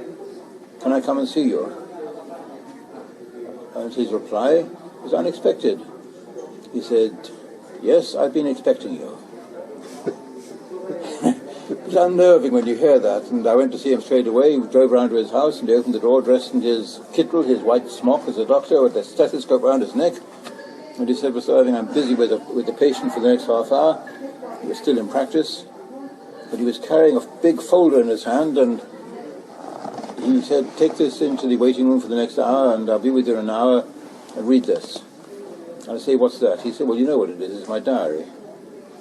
"You know what it is?" He said, "Yes." I said, "Why are you giving this to me and not to any other historian?" He said, "Well, you're the only one who's ever contacted me. And if you read page 385, you'll see why I'm giving it to you to read." I turned to page 385. And Giesing writes down there, because every day he would treat Hitler for 1 hour, treat his shattered eardrums and cauterize the eardrums. And he says, "Mein Führer, you realize this is going to cause you some pain, cauterizing your eardrum, a very delicate membrane in your inner ear." And Hitler says, "I can take pain." He says, "Pain is there for us to suffer." He says, "Go ahead, doctor, I can take the pain." He said to Morell, his other doctor, whose diary I found in Washington, Hitler said to Morell, he said, "Nobody will ever know the pain that I've been in because of the bomb. I'm keeping that to myself." He said, "I just want to carry on." Dr. Giesing, he then said on this day, around about 24th of August 1944, because Giesing would, after every treatment session, he would go next door into an office and in the Wolf's Lair, and he would sit down at a table and he'd write down a record of everything that Hitler had said during the last hour. Obviously a man with a sense of history. And Hitler said, he said to Hitler, I said to the Führer, "You do realize that you're suffering in the same way as the Kaiser did. He had the same kind of complaints as you have."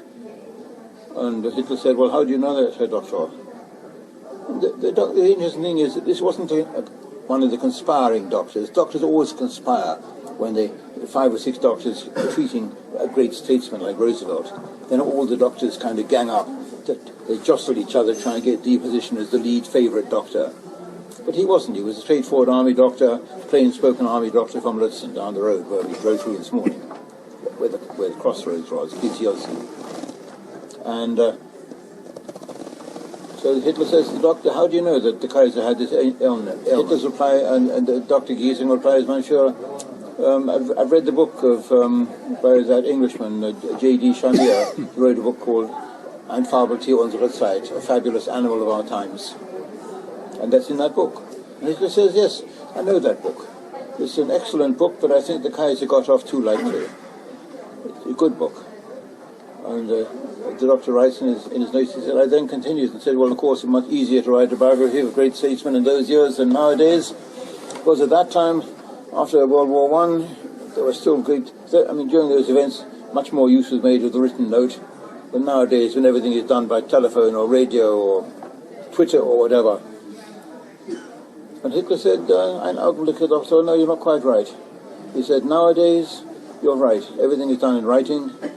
But ever since 11th of September 1942, I've gone over to having every word that is uttered in the Wolf's Lair taken down in shorthand by relays of verbatim stenographers." Which is true. I knew a lot of the stenographers too. They gave me their diaries and papers also. Hitler said, perhaps one day somebody will come along and write an objective biography of me, Adolf Hitler. It can't be now, it can't be done yet, it's too early. the stomach of history is too raw. He said, and but the person who does it will have to be somebody who has fluent knowledge of the German language, somebody who's familiar with all the German archives, an Englishman probably.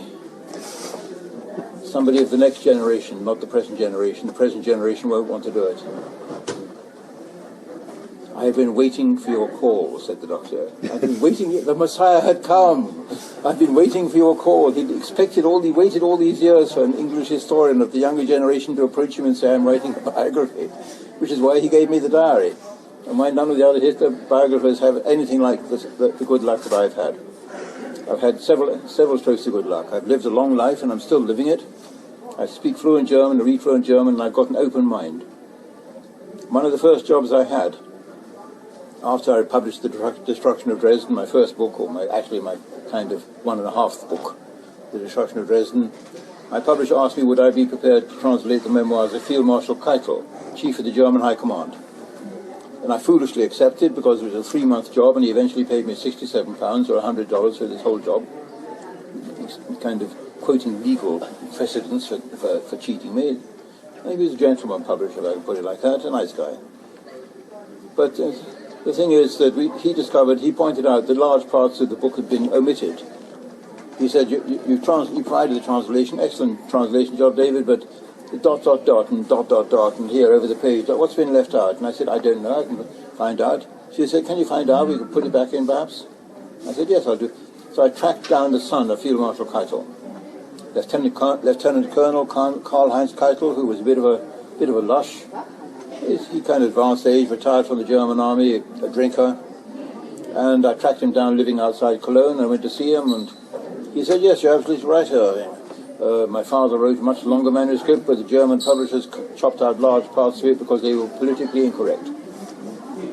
Immediately, of course, your ears prick up. If anyone's politically incorrect, it's me. I want those. I said, for example, what's been chopped out? He said, oh, well, the German publishers chopped out everything about the Battle of Britain in 1940 because the British are now our friends. How absurd. So I said, can I have it? He said, yes. So I went the extra mile. I spent an extra month translating all those missing parts of the book and putting them back in. It brought me no reward, no recompense, except, of course, in heaven, so to speak, afterwards. Of course, Keitel, and he was so pleased that I'd gone the extra mile and done the decent thing. His father, who had spent his last weeks alive in a death cell writing the memoirs for history, that I'd gone to the extra trouble of putting all this stuff back in the book. And you'll find it in the English edition of the book. So I'd gone the extra mile, and Karl-Heinz Keitel, the son, was so pleased, he said, I'll do you a couple of favours, Irving, if you want. And he walked to one end of his sitting room with this big Bavarian-style oak, what do you call it, a closet, a cupboard, wardrobe. I mean, I hesitate to speak in a multi-language audience like this, because no matter who I see is on one side, they're going to be upset in America. So this big wooden thing with doors, right? Painted, an armoire, thank you. No French here to be offended. And he put his arm upside, he crooked his arm inside, and above the ledge, above the door, from there he pulled down a magnificent object. It was the actual Field Marshal's baton.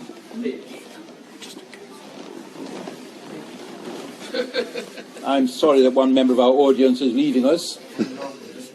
I know. He's recording for posterity. So he crooked his arm inside and he pulled down from inside, from a hidden hiding place, the Field Marshal's actual baton, which in Germany, in Hitler's Germany, was a gorgeous instrument, that long, of platinum, with purple velvet and diamonds and emeralds and jewels and eagles and swastikas, which had been hidden up there so the German police couldn't come one day and confiscate it. And he let me hold it. I've held Rommel's baton too. That was hidden in a brown paper bag in a cardboard box on the floor of a cabinet in the mayor's office of Ulm in Germany. Well, these things happen. And then he said, the other thing I'll do, he said, well, how would you like to meet Otto Günscher? Otto Günscher, said I. He's still alive? Hitler's bodyguard, Hitler's chief adjutant, the one who burned his body and carried Eva Braun's body upstairs? Yes, he's still alive, he's here. He lives 100 yards down the road. So we walked down the road together that same evening. And he rings the doorbell on Otto Günscher's house. And the door opens and there's this 6-foot gigantic burly man, blonde-haired, upright, intelligent-looking. The SS, they were the elite. He was CEO of a big pharmaceutical company in Cologne. They didn't just end up as chauffeurs. The SS had been picked as being the elite, and they rose to the elite positions if they survived after the war was over. There's Otto Günsche standing in front of me. And Karl-Heinz Keitel, the son of the Field Marshal, says, "Otto, this is Irving. This is the Englishman who wrote the book, The Destruction of Dresden. And you're in. You're in. You're in the Hitler circle. They pass you around from one to the other saying, he's okay. This is an Englishman you can trust. You can tell him everything because he wrote the book on the destruction of Dresden. Until then, the whole of the Western world had no idea of the Dresden atrocity." That's how I got into the Hitler circle. Passed around while they were still alive, from hand to hand, from family to family, from one end of Germany to the other, with the door already open, so to speak, and willing to tell me whatever. Only Christa Schröder, Hitler's private secretary, she was difficult.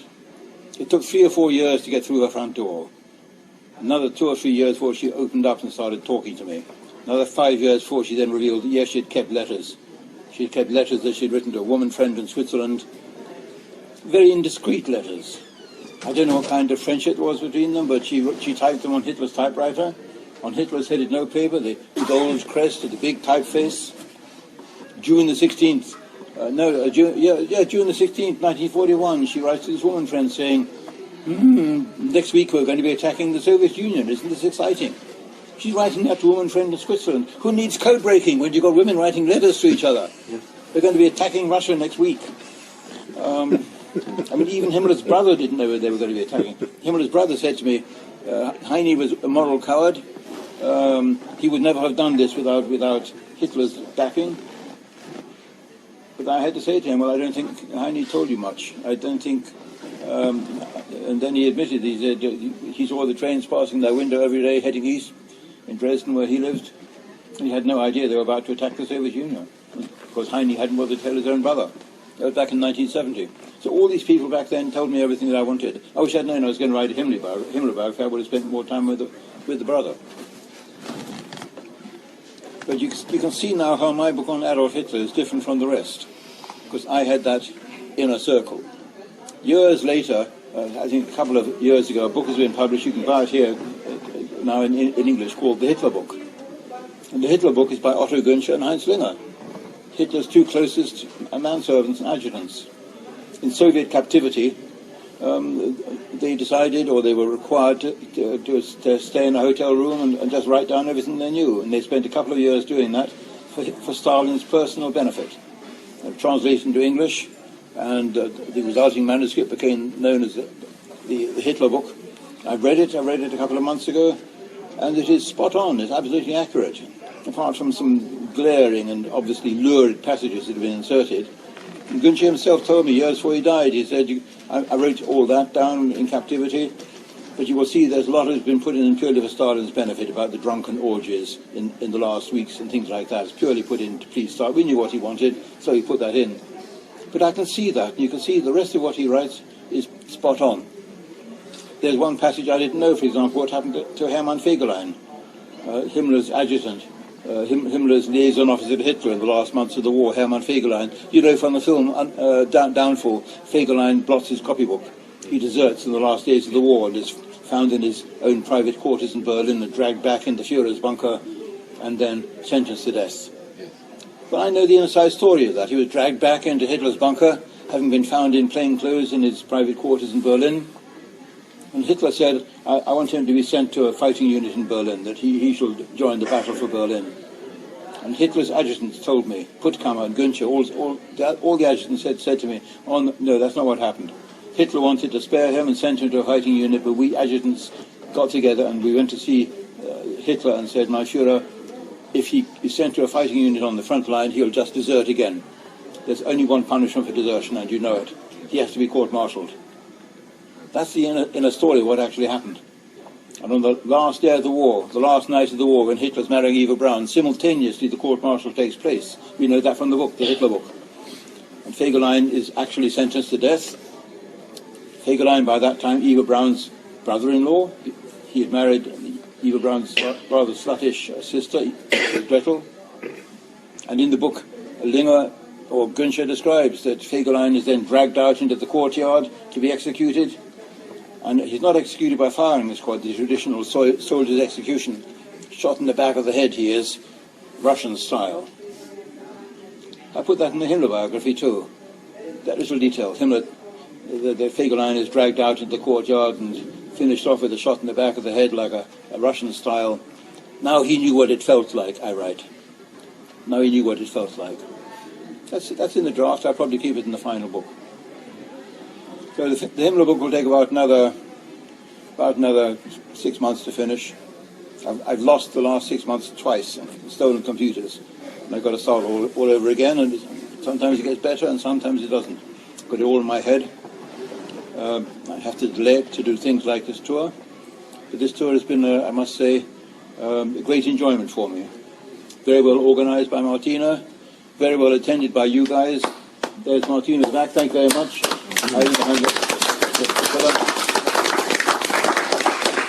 And I must say that you're one of the best groups I've had so far. Exactly the right size, not too large, not too small. All gone very well.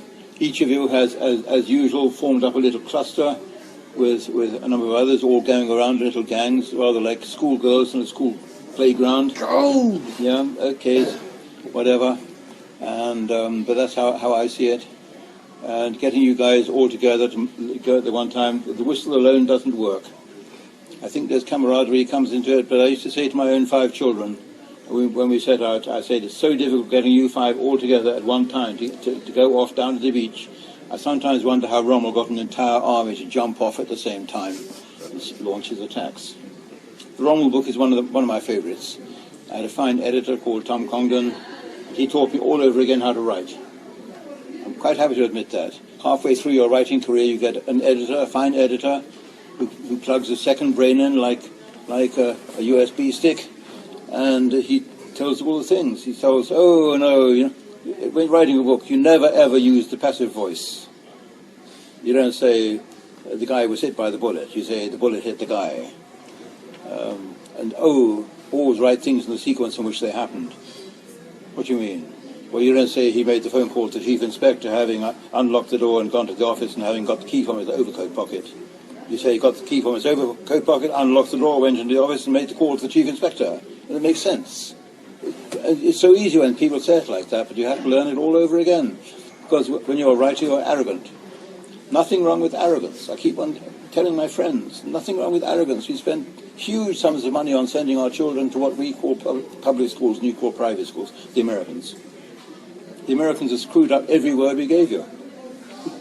I mean, I tell audiences around America that you have taken a perfectly decent language we gave you, a working language with every word clearly defined and properly spelt, and they've given it a different meaning, a different spelling. And it's a minefield to deliver a talk in America. I often give the case of the director of the Foreign Language Department in the National Archives in Washington, D.C., Dr. Wolf. I often say, Jewish, but very nice. He's a very fine historian, Dr. Robert Wolf. And I had lunch with him one day, and out came his billfold, or what we would call his wallet. And out came a photograph of his wife and children. And I said, is that Mrs. Wolf? And he says, yes. And I said, she looks very homely. The Americans in the audience gasp. They say, you called his wife homely? Why not? I say, yes. He said, let's get this straight. You're calling my wife homely? I said, yes, there can't be. Obviously there's something wrong with his hearing. I assume there's something wrong with his hearing, so what you do, you turn up the volume, the hue, the saturation, the contrast, everything. I say there can't be many women in Washington, D.C. quite as homely as your wife, Dr. Wolf. It just got worse and worse. And then you get a copy of Webster's Dictionary handed to you, and Webster's Dictionary says homely in American means ugly, plain, the kind of wife that no man in his right mind would ask to dance, this kind of thing. It's the exact opposite of English, where homely is congenial, good-looking, pleasant-natured. Yeah? So dictionaries play quite a part in my memoirs. The actual physical dictionary, that was Webster's. The other dictionary that played a part in my memoirs was Otto Hahn. I haven't just shaken the hands of the great Nazis, but Otto Hahn was a man who discovered nuclear fission, which until that time was impossible. Ask any physicist, and any physicist would say, and did say, the smallest building block of the universe was the atom. Thou shalt have no particle smaller than an atom. Now, of course, you've got bosons and neurons and electrons and Higgs bosons and God knows what. But in those days, they didn't have these superhuman colliders that reached from here as far as Rastenburg and back. It was just Otto Hahn, who wasn't a physicist at all. Otto Hahn was a chemist. And if you want to see what Otto Hahn used as his gigantic machinery to establish the existence of nuclear fission, there's a little wooden bench in the museum at Munich, the Deutsches Museum. And that's the bench he made his discovery on.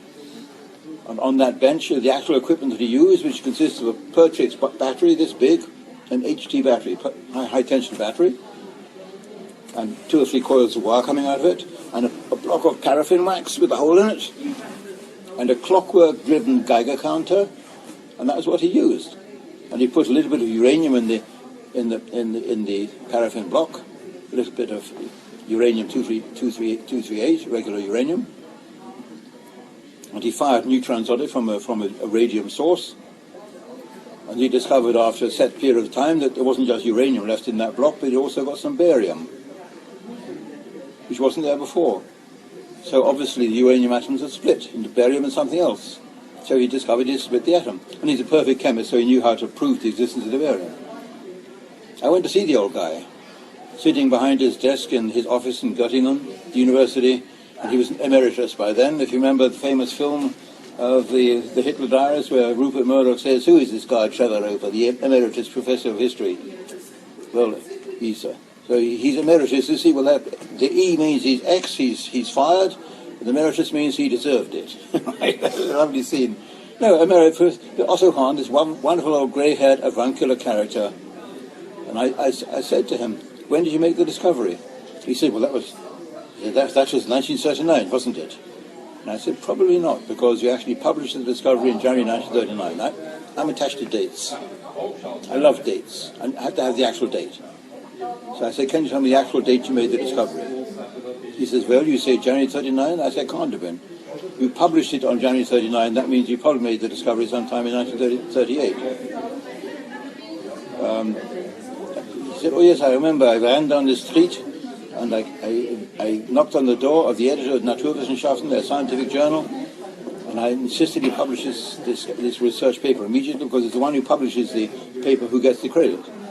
Enrico Fermi was hot on his heels, but a bit too late to get his paper's results published.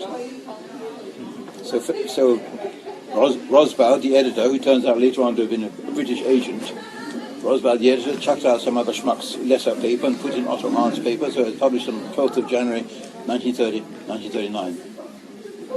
He says, "There you have." I said, "No, you made the discovery sometime earlier." "How would I know?" he says. "How would I know of it?" I said, "Well, did you keep a diary?"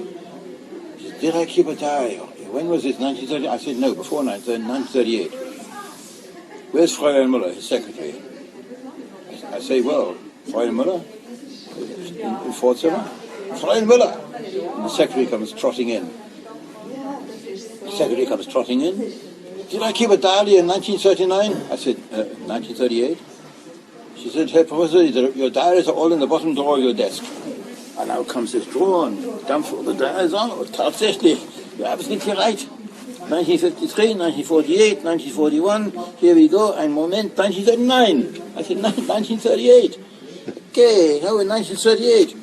And he starts at the beginning. I said, "Let's start at the back." And he starts at the back, leafing through the pages, 1938, December. And he stops suddenly. And a tear begins to run down his cheek. He's actually found the moment he discovered nuclear fission. And he hadn't looked at that page since the day he wrote it. That's one line of ink. There's aufregende Versuche, Radium, hyphen, barium. 4 exclamation marks. And that was the day he discovered nuclear fission. And he wrote to Lisa Meitner, his Jewish assistant, a physicist who had taken refuge in Britain, and she had obviously left his team now. And he says, "I know you won't believe," because he actually digs out the letter that he wrote. "I know you won't believe this, Lisa, because you'll say I'm an old fool and a chemist, and every physicist knows there's no such thing as nuclear fission, that atoms can't be split. But there's no doubt this atom has split.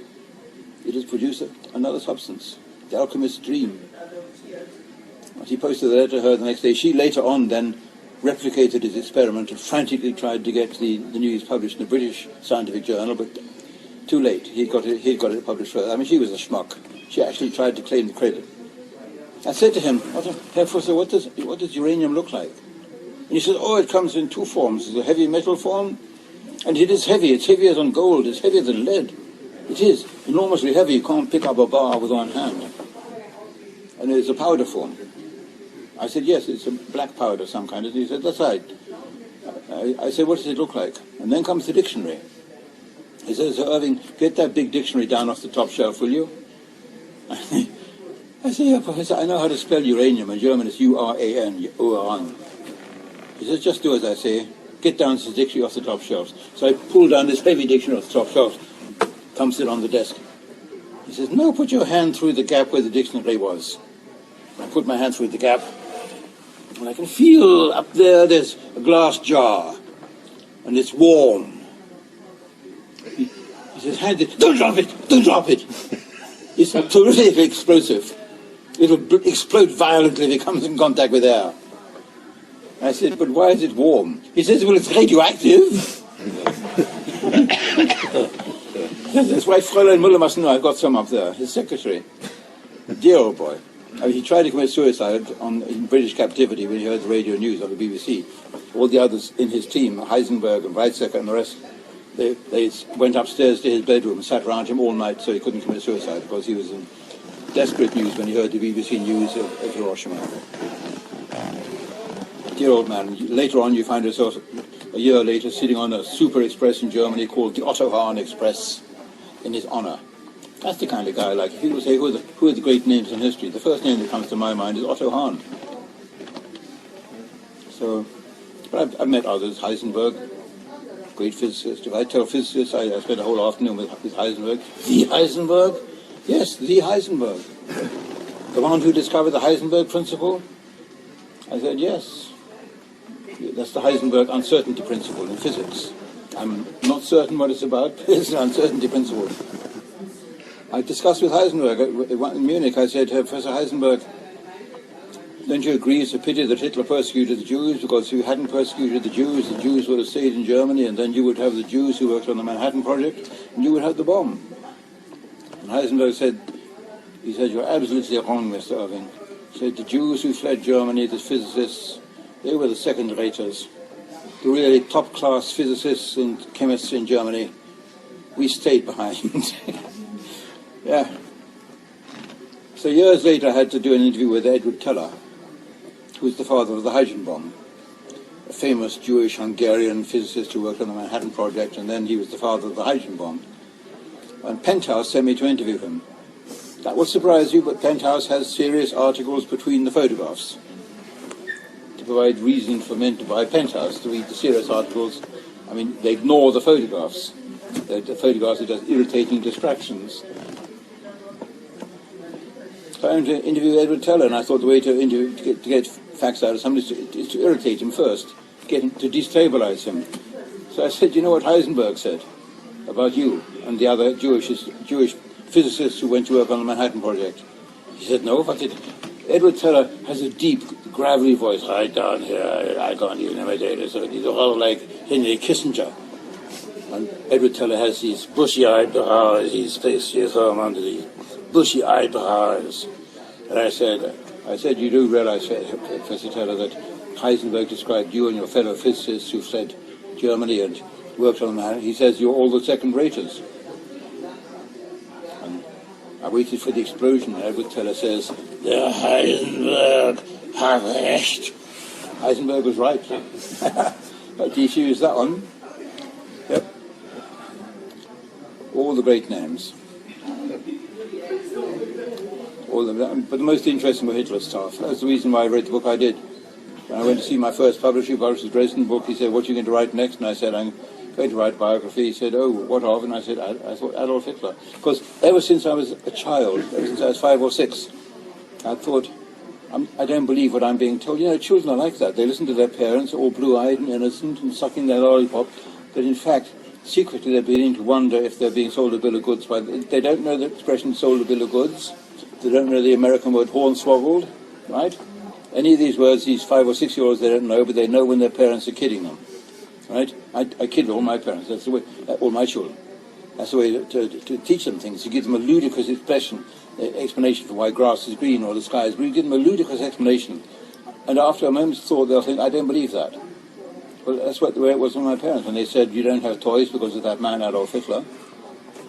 And you don't have jam on your toast because of that man Adolf Hitler. And you've got to turn the light switch off every night because of that man Adolf Hitler. And all these things are that man's fault. After time you begin to wonder. It can't all be that man's fault. When I grow up I'm going to find out. And that little worm begins to grow in your head. It grew in my head for many years. I know that because when my twin brother bought the Adolf Hitler's Table Talk. I recommend all of you find a copy. eBay, beg, borrow, or buy. I stole my brother's copy. It's got his name on the flyleaf, but that doesn't make it his any more than the Polish language on the streets here in East Prussia makes it Poland. I mean, we all know this isn't we all know this isn't really Poland, but that book had my brother's name on the flyleaf, but it wasn't his anymore. It was mine by right of conquest. And I used to read it under the bedclothes, chapter by chapter. It's one of those books that are so good you don't allow yourself to read too much. Wonderful. I gave a copy to Elke Fröhlich, the famous Goebbels Diaries editor, who if you look at my book, you'll see what she looked like when she was working with me. She was a gorgeous, stunningly beautiful blonde girl. And she came to stay with us in Spain for a month, and I gave her Hitler's Table Talk to read, and she said, I've been reading that book, and I've got to say, it's extraordinary how much insight that man had, how clever, intelligent, his wisdom, the dive and sweep of his knowledge, his insight into the female mind. And I thought, what? Insight into the female mind? That is really something. Because that's something none of us can boast. I mean, we pretend that we understand. We pretend they're from the same species as us. They look like us, as though they're kind of from the same race, but they're not. They speak in tongues. They read languages that none of us even know exist. You're going down the interstate and there's an empty billboard with no language on it, no sign. They haven't even posted a sign on it yet. But they're nodding their heads saying, yes, that's not wrong. No, I believe that. They're talking with each other like that. And although I say their brains are a marvel of miniaturization, and they don't just lack any part of the human society, they lack everything that's important, like punctuality, for example. They're incapable of being punctual. They're incapable of writing music. There have been how many billion women since time began, and yet not one has managed to write even one symphony, let alone a ninth? Yes. Fanny Mendelssohn, or Fanny Mendelssohn. She wrote music in the 1800s, but she wasn't publicized because she was a woman. And quite right, too. I think that Ludwig van Beethoven, when he wrote his famous Fifth Symphony, people say that bang, bang, bang, bang at the beginning of the symphony. They say that's the fate knocking at the door. That's Mrs. Beethoven knocking at the door saying, Ludwig, you still haven't carried out the trash cans. When are you going to carry out the trash? That's 4 times I've had to ask you. So he thinks, dum, dum, dum. Wait a minute, that's it. I've been looking for it. That's the motive. That's the new symphony. That's the Fifth Symphony. At last. And that's you see, women, if they're anything at all, and if they're not walking away in this anger at hearing these truths, these bitter truths that they've known all along to be absolutely true, right? Women, if anything at all, they do provide inspiration to men, and that's the irritating thing. If the inspiration has gone, the light has gutted out. The candle no longer flickers, and you sit there staring at the wall. The inside. I remember thinking that sitting in prison in Vienna, I was reading a book by Evelyn Waugh, the British novelist, the father of Oberon Waugh, a great friend of mine. He wrote a book called Decline and Fall about this very wealthy and intelligent young man who went to Oxford and what we call a public school, and you Americans call a private school. As I say, this language problem the Americans have. And he went to this public school and he had all this born with a silver spoon in his mouth, but gradually the decline begins, and he ends up in a debtor's prison in London, but with the benefit of his wonderful public school education. And I'm reading this book, and then comes the line where the hero of the book, who's sitting in this debtor's prison, reflects. He says, well, here I am sitting in prison, and the regimen is awful, and we're having the door banged open, and the lights being flicked on and off. My light was flicked on for 5 minutes every night, every hour, to make sure I hadn't committed suicide, and all these things. He said, but when you come to think about it, it's just like public school. And I thought, he's not wrong. He's absolutely right. is like public school. Exactly the same. Being wakened at certain hours, having to do certain things, being fed at certain times. It's just like public school. And then he went on to say, this is what makes it so bearable. He bore the vicissitudes and tribulations of sitting in a debtor's prison with equanimity because he had been to public school and he had the education. And I had exactly the same. I was able to survive day after day because I had about 4,000 sheets of paper that I was writing on. Mornings I wrote Himmler, afternoons I wrote memoirs. Yet all the other scum who were in there, from Serbia, Romania, and all the other scum, very few Austrians, three-quarters of them blacks, they just sat in their cells looking at the wall blankly, hating every moment of it. And I enjoyed every moment of it. It was an experience. And I fell off my bed laughing when I got to Irving War saying, his public school boy saying, this is just like public school. Public school, when you think back to it, the public school I went to was a brutal public school. You were savagely beaten, I'm sure. Lots of you were too. Were you beaten in public school? Yeah. And you look back on it, you would think that when I went, I used to go and lecture at my public school until one of the Jewish parents objected. But I used to go and lecture at public school, and Willis, the guy the history teacher who lectured me, said, "Irving, you were here when you were still." He said, were you here when Kidd was here? And I said, oh yes, Kidd was 7'3" tall. He was our German, a violent, brutal man. Everyone was terrified of Kidd. He said, well, Kidd was there, and he was the one who inducted me and another teacher about 20 years ago. He was still there then, Kidd was there. Kidd said, you've got to realize that your first day at school as a teacher, to Willis, your first day at school is the day you go over the top effectively in World War I or World War II. You climb out of the trenches and you're on the battlefield, you and the pupils. And you've got to command that battlefield immediately. Right, you've got to establish your authority, whatever means it takes. And he said, I'll tell you how I do it. I march into the classroom the first day of term. I march into the classroom and there's this shivering class of 30 little pupils, aged 8 or 9, waiting for me to come in. They've all heard rumours about how violent Captain Kidd is, as he's known. And I march into that classroom and I look at the most inoffensive, most harmless, most innocuous-looking boy I can find sitting in the middle of the classroom, and I march up to him, and I can't stand over him. And that's what Kidd did. He would stand over pupils. He would say, boy, boy. Yes, yes, sir, yes, sir. Bang, bang. Slaps him across the face like that. Bang, bang. Boy, if that's what you get for doing absolutely nothing, you can just imagine what will happen if I catch you doing anything at all. Unfortunately, little 8 or 9-year-old sitting there with blood trickling down his face, determined never to be caught doing anything at all. And Kidd was feared, and he had no trouble in his class. Teachers can't do that now. As Willis said to me, he would go to prison if he did that now. Hell yeah. Huh. I couldn't be a teacher. But they say they get respect. They get respect. Because if you don't... And I was beaten many times. The last time I was beaten at Brentwood School was an old school, older than the United States of America. In fact, twice as old as the United States of America.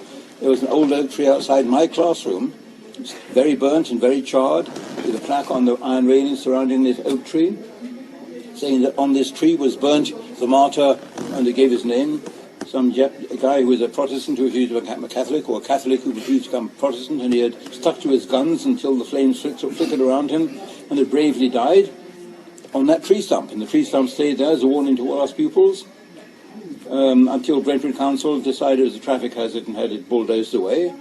Obviously no sense of history. But beatings were the order of the day. And the beating was administered thus. On a Wednesday afternoon, a small boy would come up to you, a very small, inoffensive boy would come up to you and say, Irving, yes, you have to see your housemaster on Monday at 4. And that's a Wednesday, you're told this, and that's the punishment. Wednesday, Thursday, Friday, Saturday, Sunday, Monday. You know what's going to happen at 4 o'clock on Monday. You see your housemaster, in my case, was Danish, gigantic, muscular, and PT instructor. And you go to see him in his office in the gymnasium, and he would read out the excerpt from the Black Book. I remember the last occasion as Irving, you are accused of hoisting a 12-foot square hammer and sickle communist flag over the main gates of Brentwood Public School during the hours of night, and then at midday, going down there in the midday break, and I fixed it with a special string, a pull string, so that when you pulled the string, gave it a second tug, the string came away, leaving the flag up there, and they had to call Brentwood Fire Brigade to have it hauled down. You would imagine you're okay, except unless you've been seen doing it. Anyway, that is a beatable offence, quite clearly. And the guy who had assisted me at the other end of the string, he also got beaten. So So you're called to see the housemaster, and you've got no defence. Have you any defence? No, sir. No, sir. Okay, stand there a minute. And he goes to an umbrella stand in the corner of his office, where he's got 6 different bamboo canes of different calibre, and a chair standing next to it. What was on the chair? A cushion. And what was that there for? To test each of these 6 sticks on. Part of the punishment, hearing the swish and the whack as that cane hit the cushion. And you say, oh, yes, I think this one's about right. Oh, follow me, Mr. Irving. And feeling very small and apprehensive, you then follow this gigantic PT instructor around 3 sides of the square, rather like us today going out to Morongova, around 3 sides of a square. And then he takes you to there are 3 concentric rings drawn in white paint on the floor for fencing practice, with numbers on 3, 4, 5, and 6. And he says, right, stand on ring number 4. That's it, 4. And the next seconds are very painful indeed. But you walk very stiffly out of the gymnasium, and for the next hour or so you feel it. Very, very painful. And it happened to me about 20 times in school. I mean, that's kind of average. And once again, I couldn't understand how you could bring children up without this beating. Yeah. What age was this? Well, I left school. That was the last time happened when I was in the second year upper 6th class, which is as high as you can get. Actually, above high. About 16 years old. Something like that, yeah. So you have never got the cane. What did you say? Yeah, you can tell that. Yeah. Question for you, David. Yeah. The other day, you and I had a conversation about Adolf Eichmann and his memoirs. Yeah. You had mentioned that you had spoken to Eichmann's sons about them at one point, and I was wondering, what is the disposition of those memoirs? Have they been published? Who's got them? Dieter Eichmann, I remember talking with Dieter. Eichmann had not only dictated memoirs, of which the family then gave them to a friend to hide, and that friend gave them to me in 1991 in Argentina. And I then foolishly gave them to the German government the year before I was expelled from Germany. Dieter Eichmann then also had a complete set of his father's memoirs, which had been, I suppose, edited by Wim Sassen, who was a Belgian journalist in Argentina. And they asked me if I could find a publisher. And you would think that most publishers would leap at having Eichmann memoirs. But they all, none of them wanted even to look at them. They all realized this was such a dynamite that they wanted to go nowhere near it. It was eventually published by an unscrupulous right-wing publisher in Germany. I'm sorry about that. It should have been published by a proper publisher, possibly with proper annotations. But Eichmann did say some things that would have been deeply obnoxious to the Jews. I mean, he criticized the fact they looked like a tree had recently fallen on them or something like that. He criticized them from his knowledge of the whole, what is now called the Holocaust. He was annoyed because they were now persecuting him and looking for him and hue and cry after him, although he had done all he could to help them. He said that when he was in his first job in this case was when he was sent down to Vienna to organize the expulsion of the Jews from Austria. And he was the one who made it possible to leave. Because until then, the Jews who wanted to leave Austria had to get an exit permit from the foreign ministry and had to get a permit from the tax authorities and permit from somewhere else and a permit from the Gestapo to leave. And each of these agencies took so long that by the time that permit had been issued, the previous permit had expired. So they were just running around in circles the whole time. And Eichmann said they had everything arranged in one house, in one building in Vienna, the Rothschild Palace, so they could get all the permits they needed on one desk in the space of one afternoon. And he said those who couldn't afford the emigration, who couldn't afford the ship's passage or the plane journey, he said, I made the rich Jews pay for the poor Jews. He said, I collected the money from the rich Jews, and it went into a special fund which funded the impoverished Jews to make the journey. He said, without my assistance, without my cutting through all the red tape, they wouldn't have been able to go. But then he also expresses astonishment that the Jews were very willing to help the SS when it came to the nastier things they were doing. He said, when we invaded countries, the first thing we did was in every city we would set up a council of Jewish elders. And that council of Jewish elders would collaborate with the Gestapo. And they would provide the list of all the names and addresses of all the Jews in their district. And as Eichmann writes in his memoirs, we couldn't have done what we did without the assistance of the Jewish committees of elders. We could never have done the job. And of course, that's one thing that the Jews only grudgingly admit, and they want swept under the carpet. The fact that the Jewish committees of elders had all willingly helped the Gestapo in order to prolong their own miserable lives by a few weeks before they were swept in the pits as well. Have you considered republishing them? I've got these. I put bits of them already on my website as facsimile pages. The pages are very, very faint. They were typed originally on very thin onion skin paper, which is very difficult to Xerox or to scan. But I do that kind of thing bit by bit and put it on my website. If you kind of type in Eichmann in my search engine, it'll bring them up. He's an interesting case. But he wasn't the most important, of course, as I said on this tour. The guy who was really in charge of the big killing operations was Odilo Glavochnik, and the average school child has never even heard of that guy. Odilo Glavochnik. Yes. No. Yeah. Okay. I'm going to pack up. I'm sure it's got long past 7:30. Yeah. Oh, man. Yeah. The bus is leaving at 10 tomorrow morning. I can tell you that.